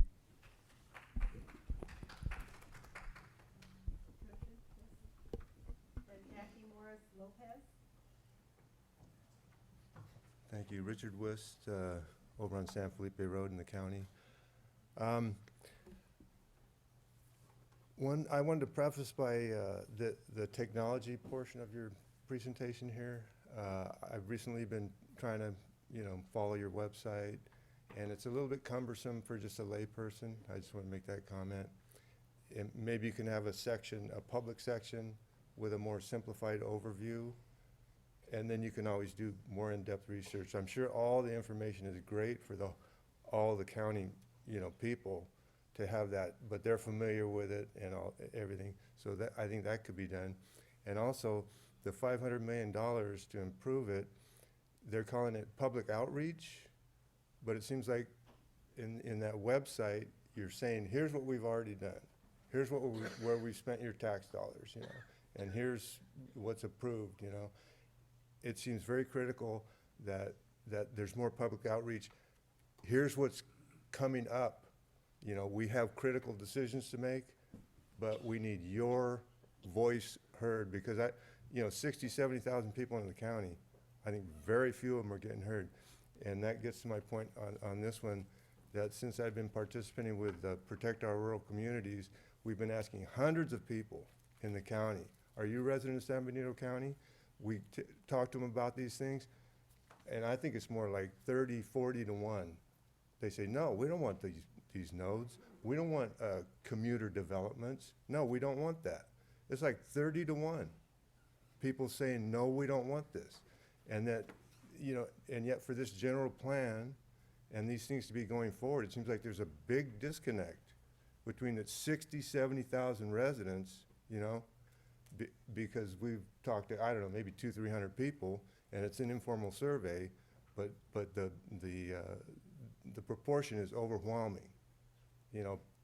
Just regular folks, not people with money or landowners or business people and so forth, but the regular folks, the other 60,000 people that live here.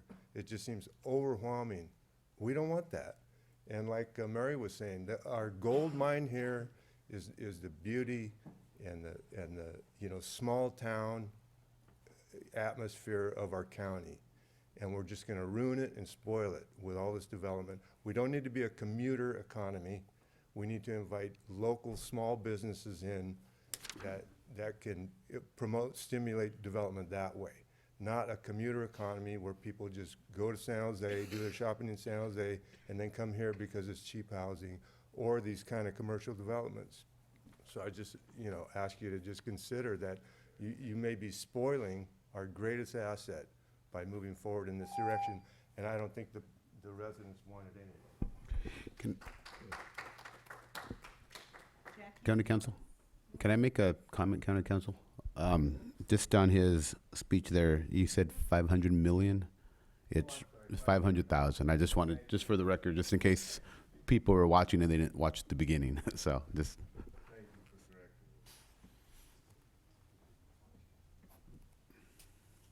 correcting. Good morning, County Supervisors. My name is Jackie Morris Lopez, and I am a resident of San Juan Bautista. And I know I spoke at the last meeting on September 10th about the economic aspects of why you all considering this, and also endorsement from your local Chamber of Commerce and your local County Employees Association. Well, I just want to speak on behalf of the western part of your county. I feel that you've heard enough about the wonderful things that it can bring in jobs and economic stimulation, increase your coffers, provide infrastructure that's lacking. Well, being a resident of the northwestern end of the county, I feel that we lacked a voice here in this process. So I'm going to try to do that in best I can in a minute, 48 seconds.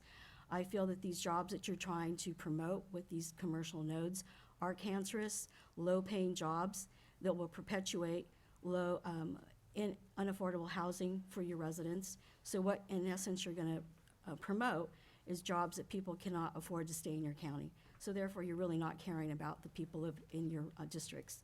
Number two, these jobs cannot allow an affordable income to buy homes that are now well over $500,000. In San Juan Bautista, I told you at September 10th, the median home price is $664,000.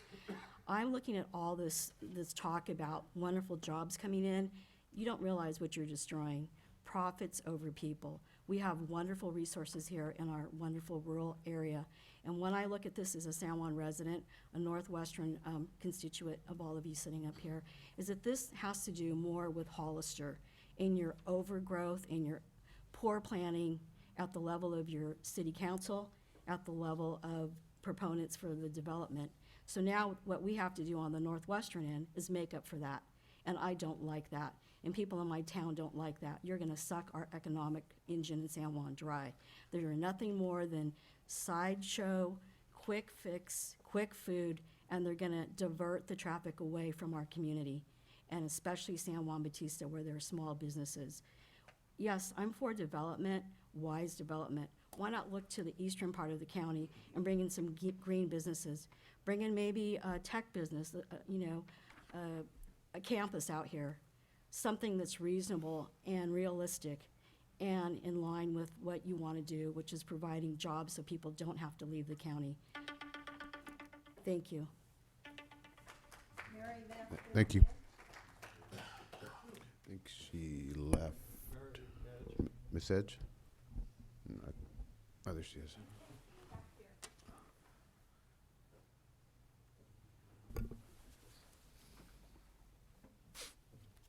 Good morning, Mary Edge from San Juan Bautista.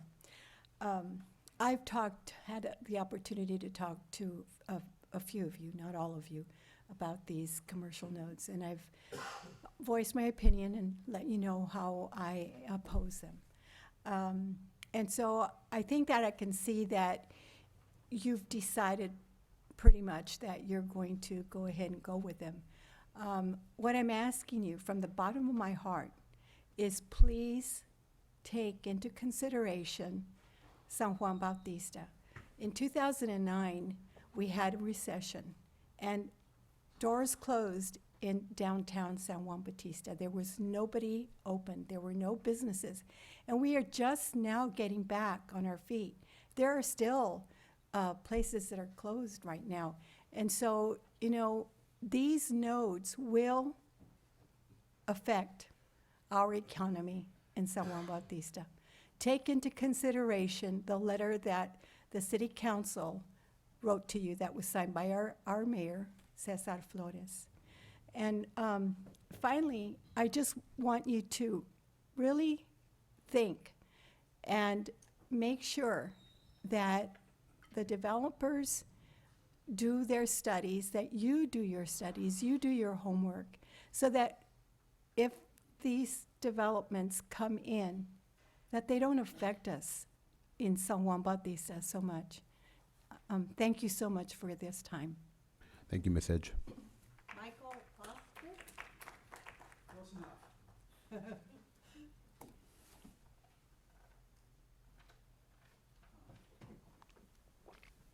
Good morning, everyone. Thank you for your time and patience. I'm a 20-year resident of San Juan. I think Mr. Botello knows me really well. I probably opposed him on everything he ever wanted to do. 20 years of mess. You've grow crazy. The state had to stop you from growing because your sewers were backing up your city. Soon as you got the new sewer plant, boom, growth like crazy. No consideration of what you're doing. The roads are impacted. You tell me the roads aren't, get on them in the morning. Now you want to do this. I'm a grandfather of 7. I'll have my 11th great-grandchild next month. I love this area. That's why I moved here. And my neighbors that told me said, this is the county of the gang that can't shoot straight. It's always gone and picked the worst possible solution to any problem. Please don't do this. This is the worst, because you've made bad decisions in the past and it's costed, the county's got to find a way to make money. This isn't the way. And if you let me, because I only talked a minute, you can give my time to somebody else. Thank you. Thank you, sir. Zachary Walton?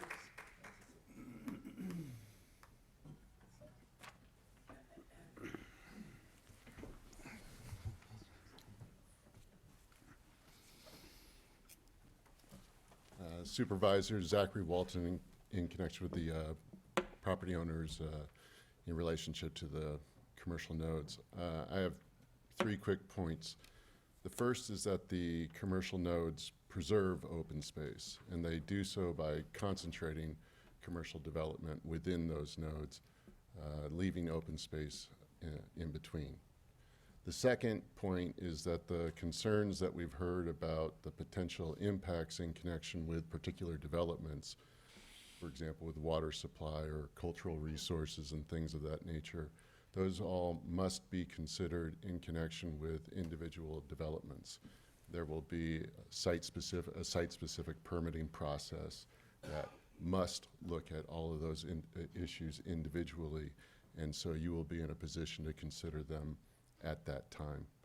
And then the final point that I just want to mention is that much of the opposition that you're hearing today is with regard to the commercial nodes themselves. And the board made the decision in 2015 when it updated the general plan to put the policies in place for the commercial nodes. And what's in front of you today is the zoning code to implement the commercial nodes. And the question is whether the zoning code furthers those policies, and I would submit that they do. But the other point to consider is that any challenge to your decision today, whether it's litigation or whether it's a referendum, would have to be focused on the zoning code itself. It would not be to the general plan, to the policies of the commercial nodes, because that decision has already been made. The statute of limitations is long since passed. A referendum can't address more than one, must address a single subject. So again, the issue in front of you is whether the zoning code really reflects the policies that were put in place when the general plan was updated, and it seems very clear to me that they do. Thank you. Thank you.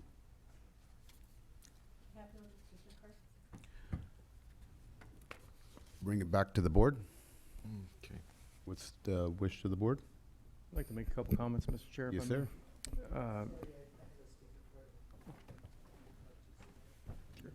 I mean, Yeah, just no problem.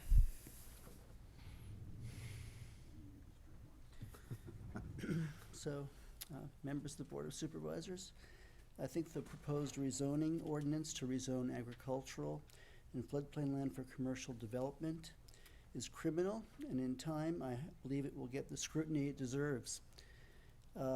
Individuals of good conscience will fight it. We will fight this monstrous plan, and we will stop it. We will stop you from depleting this critically overgrown aquifers your plan depends on. We will stop you from encroaching on the indigenous Amamutsan people's sacred lands. We will stop you from despoiling the earth for the sake of commercial development. We will stop you from diverting tourists away from San Juan Bautista to bankrupt small businesses. We will stop you from bringing endless trash, sewage, and crime into this county by moving forward with this rezoning ordinance. And if you approve this ordinance, we will let the voters know so they don't make the mistake of putting you in charge of their county again.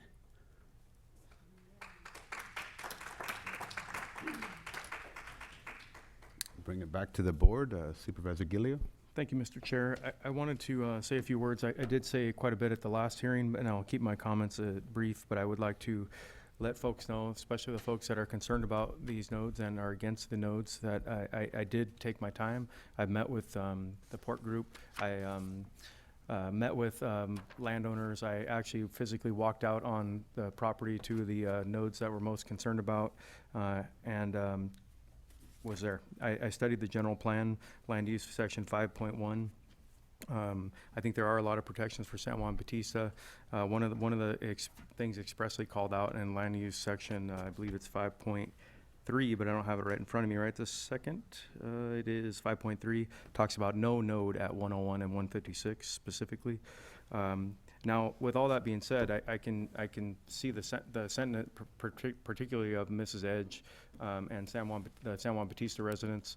You know, we have a state government that oftentimes tells us, you know, we're going to do this, we're going to implement this, we're going to do these different things, and we as a county are like, oh boy, this is going to be tough for us to figure out. So I understand your sentiment, because I think it kind of goes a step further for you. It's the county kind of perhaps implementing something that you feel will affect San Juan Bautista. What I'm committed to telling you here today is, although I support this today, I will be prepared to scrutinize each one of these projects. I met with you personally and I told you that, and I sincerely mean that. And anything that we can do to help benefit San Juan Bautista, if and when there is a project that comes through, you have my commitment to that. And I'm looking at you now and I'm giving you my word that I will do that for what I can do. Thank you. Thank you. Supervisor Patello? Yeah, well, this is in my district, and a lot of the concerns that was brought out at the previous meeting and over a period of time at the Plan Commission, and even today, I have thought about this very deeply, not just since this effort to rezone these 4 areas, but in the general plan process as well, and the impacts that any type of development has in the western part of the county. It was really important to me personally to make sure that we preserve and protect our environment. And everybody in this room has known that I've done just that on a number of different issues. This is no exception. Inside the zoning ordinance does address a number of clauses that insist that any type of development really has to be conforming to the entire area. It has to address water. This commercial zoning ordinance is probably the most restrictive and detailed zoning ordinance in the state.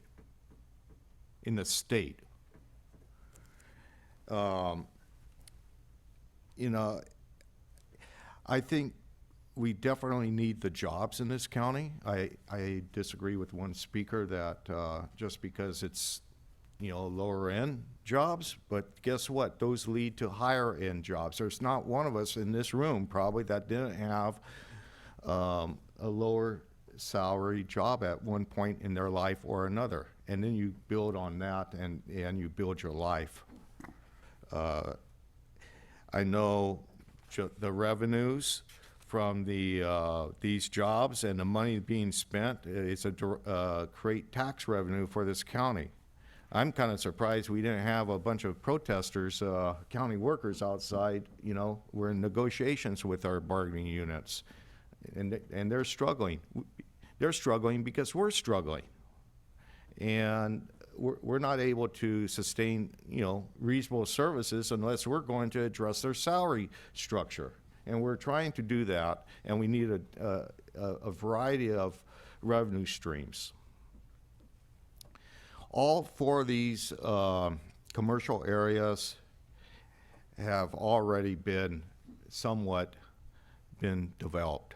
Bettable Y had buildings on it already. It was a junkyard, and we have pictures. It's just going to be a different type of commercial area than what it was, you know, in the past. 101 at 129. Heck, it's in a pocket, and you probably can't even see the area that is to be developed from 101. You won't be able to see it. Livestock 101 Ranch is already a C2, and Rocks Ranch, you could throw a baseball and hit Monterey County, and you have commercial activities going on there. We need to have an opportunity to take advantage of this corridor for a number of reasons. And guess what? The environment is still rural and protected with the zoning ordinance that has set standards of what's going to be out there in the future. It's a critical mistake the pork folks are making in opposing this zoning ordinance.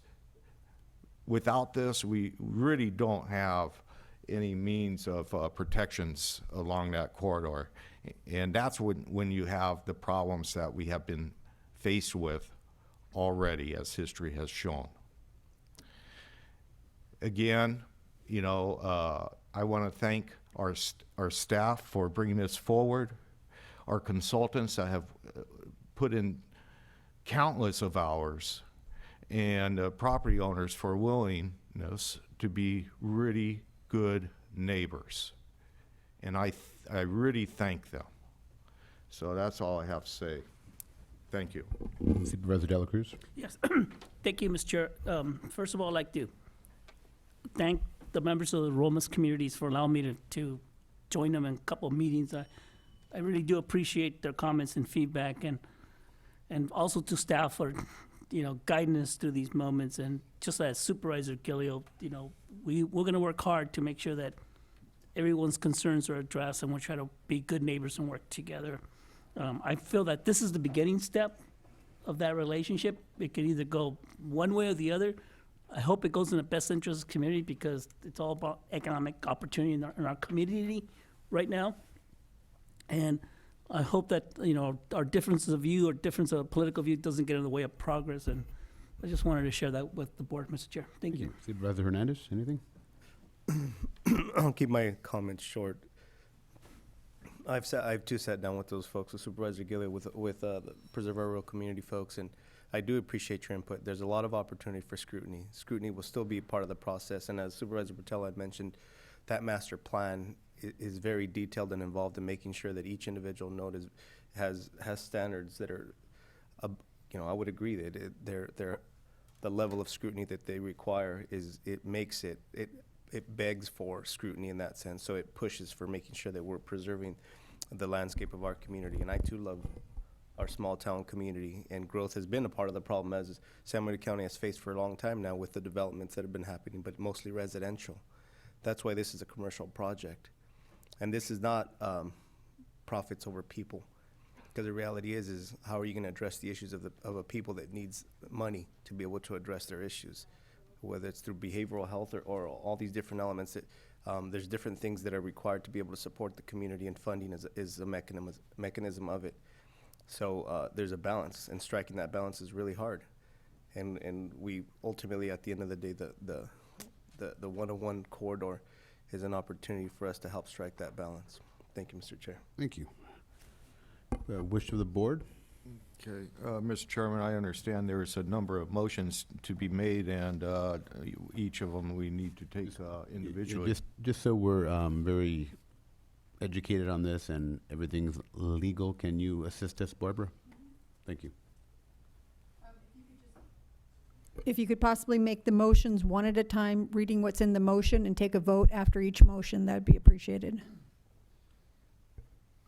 It's on page, on the agenda item, transmittal. Do you have that before? Mm-hmm. Okay. If I may crack at the first one, I guess. I'll make a motion on Resolution 1995, correcting figures in the general plan depicting the location of the regional commercial nodes to reflect the determinations by the Board of Supervisors when adopting the 2035 general plan. And to adopt that resolution. And adopt the resolution. Do we have a second? Second. All in favor? Aye. Aye. 5-0. Number 2. Okay. I'll make a motion to adopt Resolution 2019-96, considering the addendum to the 2035 General Plan EIR, and adopting the addendum and CEQA findings for the zoning code amendment to establish the regional commercial C3 zoning district. Do we have a second? Second. All in favor? Aye. Aye. 5-0. Make a motion to accept the introduction, waiving the formal reading, and adopt ordinance number 991, amending the county code zoning regulations to establish a regional commercial C3 zoning district. Do we have a second? Second. All in favor? Aye. Aye. 5-0. Since you're doing a good job, continue. I'm happy you think so. I'm sure there's other people out there that don't. Make a motion to adopt resolution number 2019-97, considering the addendum for the 2035 general plan EIR, adopting the addendum and CEQA findings for the zoning map amendment for the bettable C3 node. Second? Second. All in favor? Aye. 5-0. Make a motion to accept the introduction, waive formal reading, adopt ordinance number 992, amending the county zoning map for the bettable C3 node, subject to condition of approval number 1 set forth below. Is there a second? Second. Oh, okay. Second. All in favor? Aye. 5-0. Make a motion to adopt resolution 2019-98, considering the addendum to the addendum to the 2035 general plan EIR, adopting the addendum and CEQA findings for the zoning map amendment for the SR 129 C3 node. Do I have a second? Second. All in favor? Aye. Aye. 5-0. Make a motion to accept the introduction, waive formal reading, adopt ordinance number 993, amending the county zoning map for the SR 129 C3 node, subject to a condition of approval number 1 set forth below. Do I have a second? Second. All in favor? Aye. 5-0. Make a motion to adopt resolution 2019-99, considering the addendum of 2035 general plan EIR, adopting an addendum and CEQA findings for the zoning map amendment for the Rocks Ranch C3 node. Do I have a second? Second. All in favor? Aye. Aye. 5-0. Make a motion to accept the introduction of waive formal reading and adopt ordinance number 994, amending the county zoning map for the Rocks Ranch C3 node, subject to condition of approval number 1 set forth below. Do I have a second? Second. All in favor? Aye. 5-0. Make a motion to adopt resolution 2019-100, considering the addendum to the 2035 general plan EIR and adopting the addendum and CEQA findings for the zoning map amendment for the livestock 101 C3 node. Do I have a second? Second. All in favor? Aye. 5-0. Make a motion to accept introduction and waive formal reading, adopt ordinance number 995, amending the county zoning map for the livestock 101 C3 node, subject to condition of approval number 1 set forth below. Second? Second, Mr. Chairman. All in favor? Aye. Aye. 5-0. Now, do we need to read the condition? No. Okay, good. Just for the record, there were 11 motions made, correct? All were unanimous. At this time, we'll close public hearing. And we'll go to our regular agenda. We'll start off with number 30, Mr. Chair, may I request a 2-minute break? I need to use the restroom. I apologize. about a minute and a half. Thank you so much.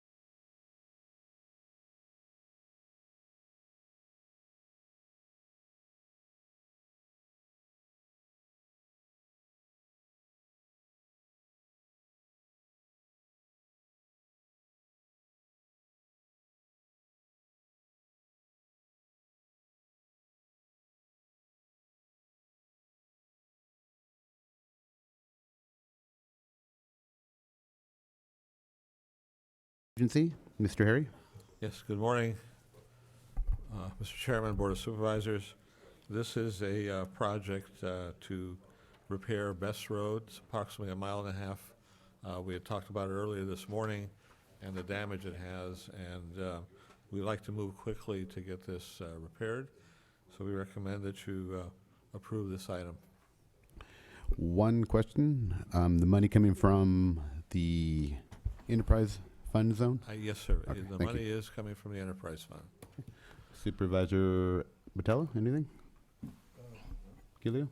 Yeah, just real quickly, I would like to thank staff for getting this on so quickly, and just again point out, as the chair did, that this is enterprise funds that are restricted to use on impacts of the landfill, and this road currently has a PCI average of about 20. And as you guys know, below 24 is very poor, which is below failed. Thank you. Thank you. Supervisor Hernandez? Anything? Supervisor Giller kind of answered my question. So yeah, and how are you distributing those funds? But it's according to the PCI average. That's correct. We're looking at the condition of the roads. Okay. and this is Wait, one- hold on one second. Let's go back. Sorry, Peter. We are not doing it based on the PCI. What we're doing is this has to be in the spear or being used as a route or been caused by erosion from the landfill, being that we're using the enterprise funds. Am I correct on That is that? correct. As a side issue, the condition of the road is very poor, and that was pointed out earlier. Yes. And it's in the staff report.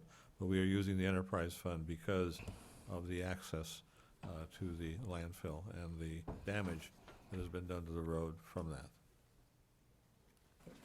So I guess my only other question is, how do you measure which roads are the ones that are being impacted? Well, I think that's all, any of my humble opinion, sorry to jump on your question there, Harry. My humble opinion is, if you think about the roads around the landfill and you think about how many trucks are going down them, I think, you have Best Road, John Smith Road, Fairview Road, McCloskey, Shore Road, any of those ingress and egress roads are causing damage. And there was also a study done in the past by the county on the condition of the roads and how much the landfill was causing the damage. And this one in particular is just getting to be the point where it's unsafe to just fill the potholes because it's all the way down through the base to the dirt. So it's kind of like when we fixed John Smith Road using that funds. I think it's the right thing to do. And then I also think that we should look at the balance of that enterprise fund in the future. And specifically, in my humble opinion, this is just one supervisor saying this, we should take a look at Fairview Road and try to do as much of Fairview Road in a grinding and repaving manner as opposed to just a pothole filling, using these funds that are restricted for landfill impacts. I hope that helps, Supervisor Hernandez. That's just my opinion. Supervisor Botello? Ray? Yes, Supervisor Hernandez has done. I did a little study myself. I went to a landfill, I don't know, a few weeks ago, and there was a truck that was obviously going to a landfill too. We were both stopped at Airline Highway in Fairview. He was going straight with his load, and I was making a left turn to go on John Smith before it was repaved, actually, so you have to go a little slower. So I just wanted to see who comes out first at the scale. Sure enough, I turned left, and then he went straight. He went to Best Road, and I went on John Smith, fought the potholes there, but we both came to the same point at the same time. What that told me was that there's a lot of people that use Best Road as a haul road going to John Smith. And I really think that if we could fix Best Road, John Smith, areas that our road crew is out there fixing potholes, now they don't have to be out there fixing potholes there. They could go to our other roads and fix potholes elsewhere in the county. We just made a stretch of road that they don't have to be there, and it's more cost effective for our other road money. But we should use enterprise funds to fix the impacts that enterprise is creating. Yes, sir. Supervisor Peter or Hernandez, any other questions? No, Mr. Chair. Supervisor Dela Cruz, anything? Nope. What's the wish of, or public comment? Any public comment? What's the wish of the board? Chair, I I recommend that we approve this item and that we also, let me read the recommendation, please. I'm sorry, I clicked off of it. And delegate the authority to the RMA director to move forward with the Best Road CIR overlay maintenance and shoulder drainage repair PWB 1902 project through the invitation for bids process. Approve the RMA director to approve a scope of work for the project not to exceed 1.5 million. Approve budget adjustment increasing appropriation to the amount of 1.5 million for the transfer of fund balance for the integrated waste fund to the road fund, and 1.5 million for increased appropriations in the road fund for expenditures related to this project, the Best Road CIR maintenance and shoulder drainage repair project PWB-1902. Do I have a second? Second. All in favor? Aye. 5-0. The number 31, Resource Management Agency. This is in regards to the Buena Vista Road between San Benito Avenue and Highway 156. Thank you, Mr. Chairman, members of the board. Buena Vista Road is about to become even more heavily traveled as the last piece of it is being completed now, the old North Street right-of-way up to San Benito Avenue. In regards to that, because that's imminent, there's a need to work with the city and develop a plan to help traffic calm this street. I've had 2 meetings with the city already. We're proposing to have a community meeting in early October in order to determine a specific plan for what we're going to do. This would involve everything from 4-way stops, striping, and some potential traffic circles and other methods recognized as well as crosswalks to slow down the traffic on that very busy road. The funding on the city side, they have told us, is available from several development projects as their mitigation fees. We're proposing to use $270,000 from the Measure G funds. As the CAO mentioned to you earlier, we will be coming to you in the next meeting with a plan for utilizing our total Measure G funds. This is one of those projects, but because of the necessity to work with the community quickly before that road gets finished, we're bringing this to you forward now. If there's any questions, I'll be happy to answer them. Supervisor De La Cruz? Yes, thank you, Mr. Chair. This is and I want to thank both the City of Hollister and our staff for getting together and facilitating this meeting. It is urgent and important that we move the issue forward because North Street Extension will be opening up pretty soon. There'll be a lot of cars going through that road, and I've been hearing from a lot of members of the public, especially along Buena Vista Road, and even the new homeowners that have actually moved in are beginning to complain now about how the house was built. Why is it that their kids come through the driveway and into oncoming traffic? And I just said, I'm not here to discuss those issues. I'm here how to solve a community problem. And so I have actually I actually kind of went out on the limb and email a lot of my constituents in that district, informing them that there will be a meeting in the near future between the City of Hollister and San Benito County to discuss options how to best address traffic and in light of North Street Extension opening up, Mr. Chair. Thank you. Supervisor Patella? Yeah, I just, I applaud Supervisor De La Cruz for tackling this issue. I've been on that road, and, you know, there by the school is somewhat challenging and dangerous. And I also hope that we work with the city and look for complete sidewalks too, you know, even in the county portions, if it's at all possible, if there's some grants or some funding through COG or something like that we could kind of take advantage of, but it does need to be addressed, and good work. Any other questions from the board? Any public? Oh, sorry, Barbara. Oh, I'm sorry. If I could just clarify whether it's San Benito Avenue or San Benito Street, if the staff would have the ability to correct that if if it's intended to be San Benito Street. Or San Benito Road, I guess. San Benito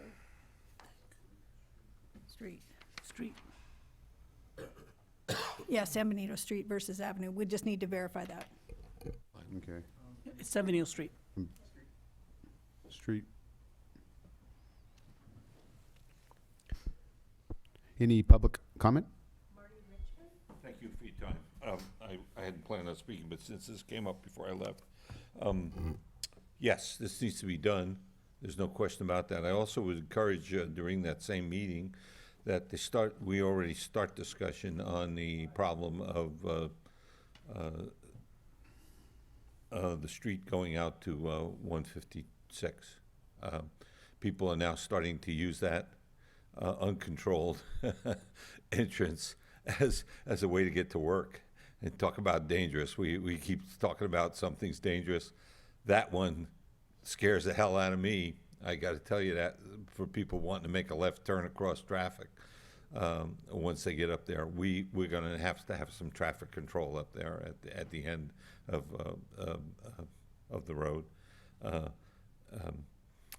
And also, I do agree there'll need appropriate pedestrian crossings and traffic control in town. Kids going to school and so on and so forth. But I keep thinking about.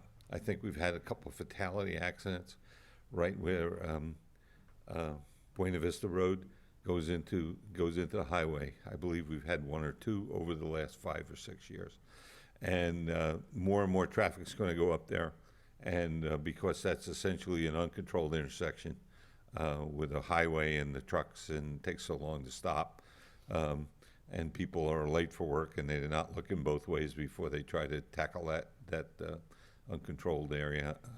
It's a potentially terrible place. So I hope you'll bring that up and bring it to the COG board as a group, both the county and the city, and I'll encourage the city to do exactly the same, and see if we can't start talking to Caltrans about getting some controls up there. Okay? Thank you. For your time. Any other public comment? Bring it back to the board. What's the wish of the board? Mr. Chair, I make a motion that we adopt the resolution endorsing the development and implementation of a traffic calming plan in cooperation with the City Hall for Buena Vista Road between San Benito Street and Highway 156, and committing the contributions currently available, 270,000 Measure G funds to its implementation. All in favor? Aye. 5-0. It's 12:02, and there's two more to be done, 32 and 34, which seem pretty fast. Is that all right if we proceed? Yes, Mr. Chairman. Okay, we'll go with 32. County Council? I'm going to read the title of the ordinance for the record. It's an ordinance of the Board of Supervisors of the County of San Benito adding section 5.09.017 to chapter 5.09 of Title 5 of the San Benito County Code relating to leases and licenses of county real property. So basically, the law allows an abbreviated process when the monthly value of a lease or license is less than $10,000. I was very conservative when I wrote this ordinance and just indicated that that abbreviated process would be for leases or licenses less than $1,000 per month. The board, of course, could approve that at a higher number if it chose to, delegate, to have this abbreviated process for leases or licenses up to $10,000. But this allows it to be published I believe once, and it shortens the time period and allows the CAO to provide notice to the district in which the lease or license is to be executed, and then to execute that agreement after they go through the public bidding process, the public process posting of it. Mr. Chair, if I may ask a quick question? Yes. Yeah, I definitely support this. I just think $1,000 is too low. I can't think of any, well, I'm sure you guys can, but I can't think of any lease that's less than $1,000 a month. I mean, if you want to rent a one-bedroom house now, you're paying more than that, or even just an extra bedroom in somebody's house. So I don't know if this is going to help you at that low a level. So after discussion, if nobody objects, I'm prepared to make a motion, but I would like to increase that to at least $7,500, and then we're still below the state contract code. Thank you. Is that a motion? I was gonna wait to just see if there's any public comment or any other. Anyone have any questions on the 7,500, which seem to me still a bit low, but I will go for that. Is there any? 35 or 75? 75. 75. Any public comment? 32? 32. Bring it back to the board.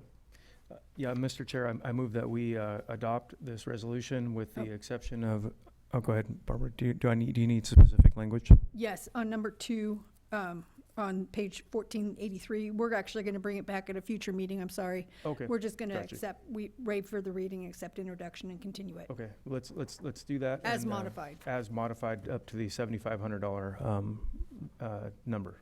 Second. As per staff recommendation with that change. Per staff recommendation with that change. Thank you, you. Barbara. There's a second. All in favor? Aye. Aye. 5-0. Move to number 34 now. Good one. Yeah, Mr. Chairman, I asked to put this in regular session. The clerk was debating whether it should have gone just in consent, and being that these certificates of recognition are to be presented at a later date, but I wanted to read into the record Ruth, I hope I pronounced her name right, Marcias de Escoto, Jerry Sierra, Michael Ostrowski,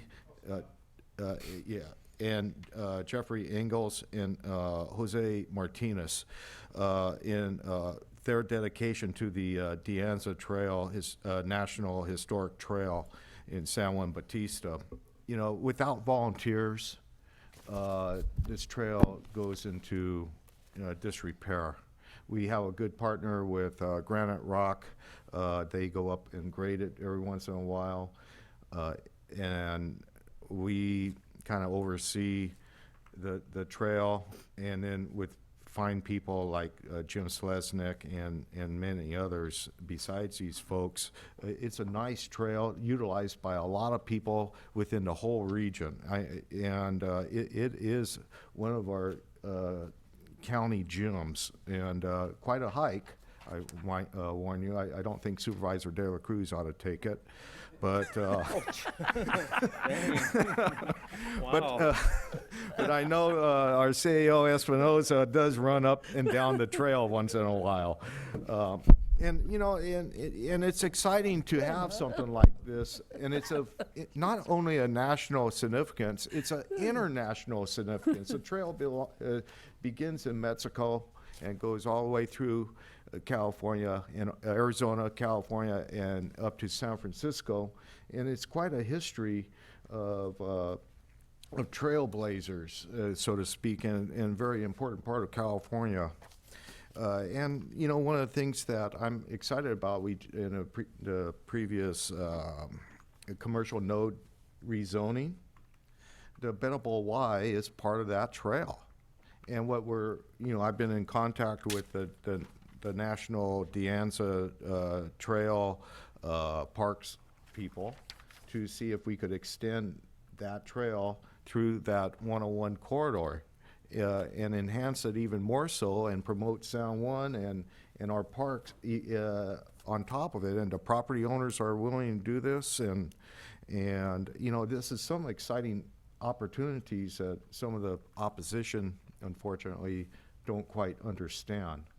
And so I wanted this on open session so I could read it into the record, and at a future date present these recognitions to these very deserving folks. Thank you. Just quickly, Mr. Chair, I read the background material on this, and I thought it was funny because I'm going to read what it says here, because I think we should add Jim back in there, because it says, here is a certificate you set up for Jim years ago. He does not need another. I say give Jim another certificate, no?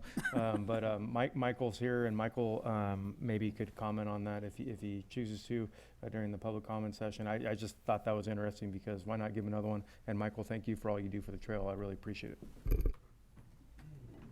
Okay, we'll open it for public comment. And I didn't want to make any disrespect to Jim West. You know, he's done a remarkable job at Granite Rock and everything.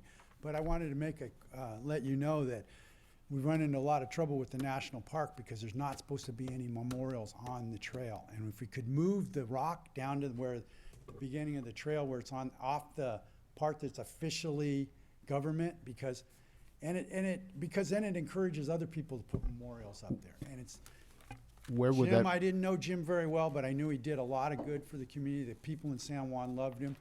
And it's a, you know, it's a nice thing to have, but it's a distraction to the trail, and then other people want to put memorials. So other than that, but keep up the good work, and maybe we can extend the trail. And even though I'm not for nodes, I am for expanding the trail. Thanks for your time. Before you leave, where would that be?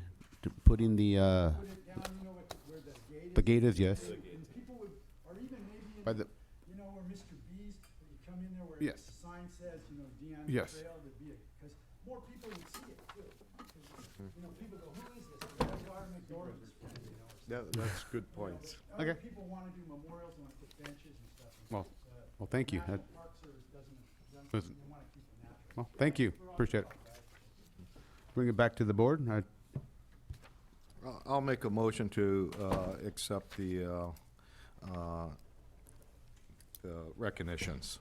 I'll second it, but I'd like to add Jim in there as a certificate too, Anthony. Is that okay with you as a friendly amendment? Yeah, sure. We got a friendly amendment to add. I would like to Jim abstain on West. this matter. Jim Slesnick, or? Yeah, Because I okay. can't walk it. On, Jim and On- Gail Slesnick. Yeah. all in favor with Jaime, my son and I will walk with you up there, okay? We're talking over each other, and I'll speak again here. Clearly, my second amendment would be to add Jim and Gail Slesnick to the list of people receiving certificates. That's my Yeah, friendly amendment. and as a motion We have a maker, second? I accept. All in favor? Aye. Jaime? Okay, we have 5-0.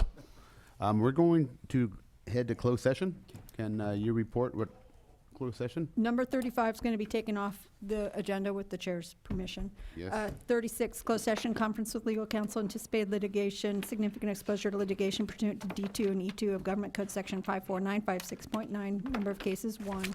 Potential for additional litigation relating to the master tax agreement currently being litigated in a ward home and BMC Promise Way. 37, conference with closed session, conference with labor negotiator, designated representatives Michael McDougall and Ray Espinoza, Edgar Nolasco, Stuart Patry, Alvia Brosio, and Barbara Thompson, employee organizations, institutions, association, law enforcement, management employees group, SEIU Local 521,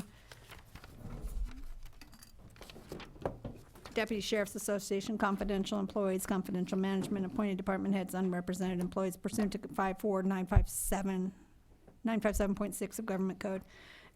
38, closed session, conference legal counsel, existing litigation, number of cases 2, subdivisions A and D1 of 54956.9, BMC Promise Way, doing business as Benchmark Communities County versus County of San Benito, et al., 6th Appellate District Court of Appeals, case number H046707, and Award Homes versus County of San Benito, 6th Appellate District, case number H044894, and then number 39, which was added to by the board today, would be closed session pursuant to Government Code Section 54956.9 D2 and E1.